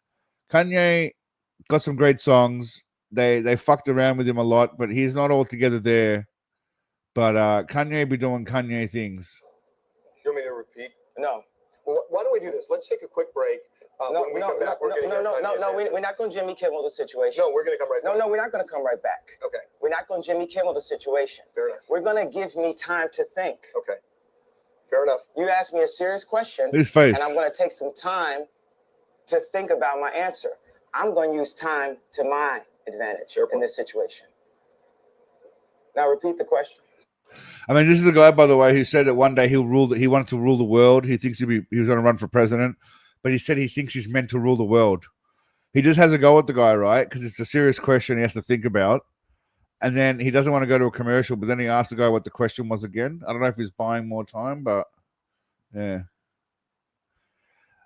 Well, Carl didn't really make him cry. Carl pushed him to keep going. Warwick was crying because Carl was telling him not to give up and stuff. You know, Carl's not the most empathetic person, but yeah, Pilkey. You want me to repeat? No. Well, why don't we do this? Let's take a quick break. No. No, we're not going to Jimmy Kimmel the situation. No, we're going to come right back. No, we're not going to. I mean, didn't this guy have like a massive car accident or some shit? Come right back. Okay. We're not going to Jimmy Kimmel the situation. Fair enough. We're going to give me time to think. Okay. Fair enough. Look at his face right there when he says time to think. Look at that. That's like a real angry fucking face. Think. Okay. Fair enough. You asked me a serious question, and I'm going to take some time to think about my answer. I'm going to use time to my advantage in this situation. Okay. Calm down, mate. Now repeat the question. I love when he just goes, no, repeat the question. It looks like he's about to bite him, not fucking growl. It looks like he's about to reach over and bite him. All right, now this, I don't know who this guy is, but this for me was just funny as fuck. I think the hardest word in America has been the word shit. I thought it's easy, that I know what shit means. But it turns out I didn't know shit. I think it's the most complicated word. Like, how can it be if something is bad, it's shit? If something is really good, it's the shit. I had to study that shit. If I give shit to you, that means that I'm telling you off. But if I give up shit, then I care. And if I take shit, then I accept that you are bullying me. But if I take up shit, I take a shit. And I learned that my shit is always good and positive, but your shit, his shit, her shit, always bad. Like, I can't deal with her shit. I have to put up with his shit. Clean up your shit. But don't touch my shit. I think. Oh, that was great. It's great. It's a great explanation of the English language. I'll tell you what's funny before we finish up. I'll tell you what's interesting. The Thai language has got certain words that mean certain things. It's a very tonal language, the Thai language. And there's a word in Thai which is glai, and depending on how you say it, it's glai. Like, it's all about tone. But that same word that they've designated to mean near and far. So if you say the wrong word, you're literally saying the opposite of what you want. Like, at least you can have multiple words that might mean, you know, certain words that have multiple meanings, etc. But yeah, having the same word meaning the opposite thing if you say it incorrectly, that's risky business. I like the balls on it. But I'm getting there slowly. I'm learning slowly. Anyway, all right, my friends, we're coming up with over 2.5 hours. So I think we'll wrap it up there. The plan for Weng's coming, Dino. I've just got sidetracked with Bullshito and a bunch of other stuff made in Seagal. Seagal obviously comes first, but Weng's still on the agenda. But next week, I've got a couple of fresh Bullshitos. We're going to be doing equal lefts and rights and the bodybuilders. True Justice is on the way. Troy Zanko is on the way as well. The Alpha Dog. We've also got some clown show in the world going on, which will be soon. But yeah, next week, the midweek stream will be moved to the new channel. Thank you, Samantha, for chucking that in. Yeah, the midweek stream, I'm going to try and, once I get the new chair and the new desk, hopefully over the next month or so, I want to try and start streaming more frequently because, you know, these things, the time just 2.5 hours just goes back so quickly. And I didn't really, I mean, we watched half of my own video and then I don't know where the rest of the time went. So I figure, you know, I'm happy to do this literally daily and we'll see if we can get Seagalism to a bit of a bigger following just through the live streams as a separate thing. But thank you all, my friends, for coming. I appreciate it. For all those who, Kat and GV and Humongous, thanks for your super chats and your memberships. Thank you all for coming. Samantha Pork, get well soon. Happy birthday tomorrow for Humongous. Go ahead and check out his show. I don't know what time it was, but the Humongous 420 show, for those of you that are interested. Thank you all for coming. Dino, Rad, Scotty, Pork, Sam, Glowing, Dr. Shu, Dave. I can't go through everyone's names. Dave, Xander David, Kirk, Gnome. I will go through most people's names. Why not? We're doing it anyway. If I missed anyone, I'm sorry, but thank you all for coming, legends. I'll see you midweek. If not, see you next Sunday. Stay tuned. As always, thank you, my friends. Bye bye. Bye bye.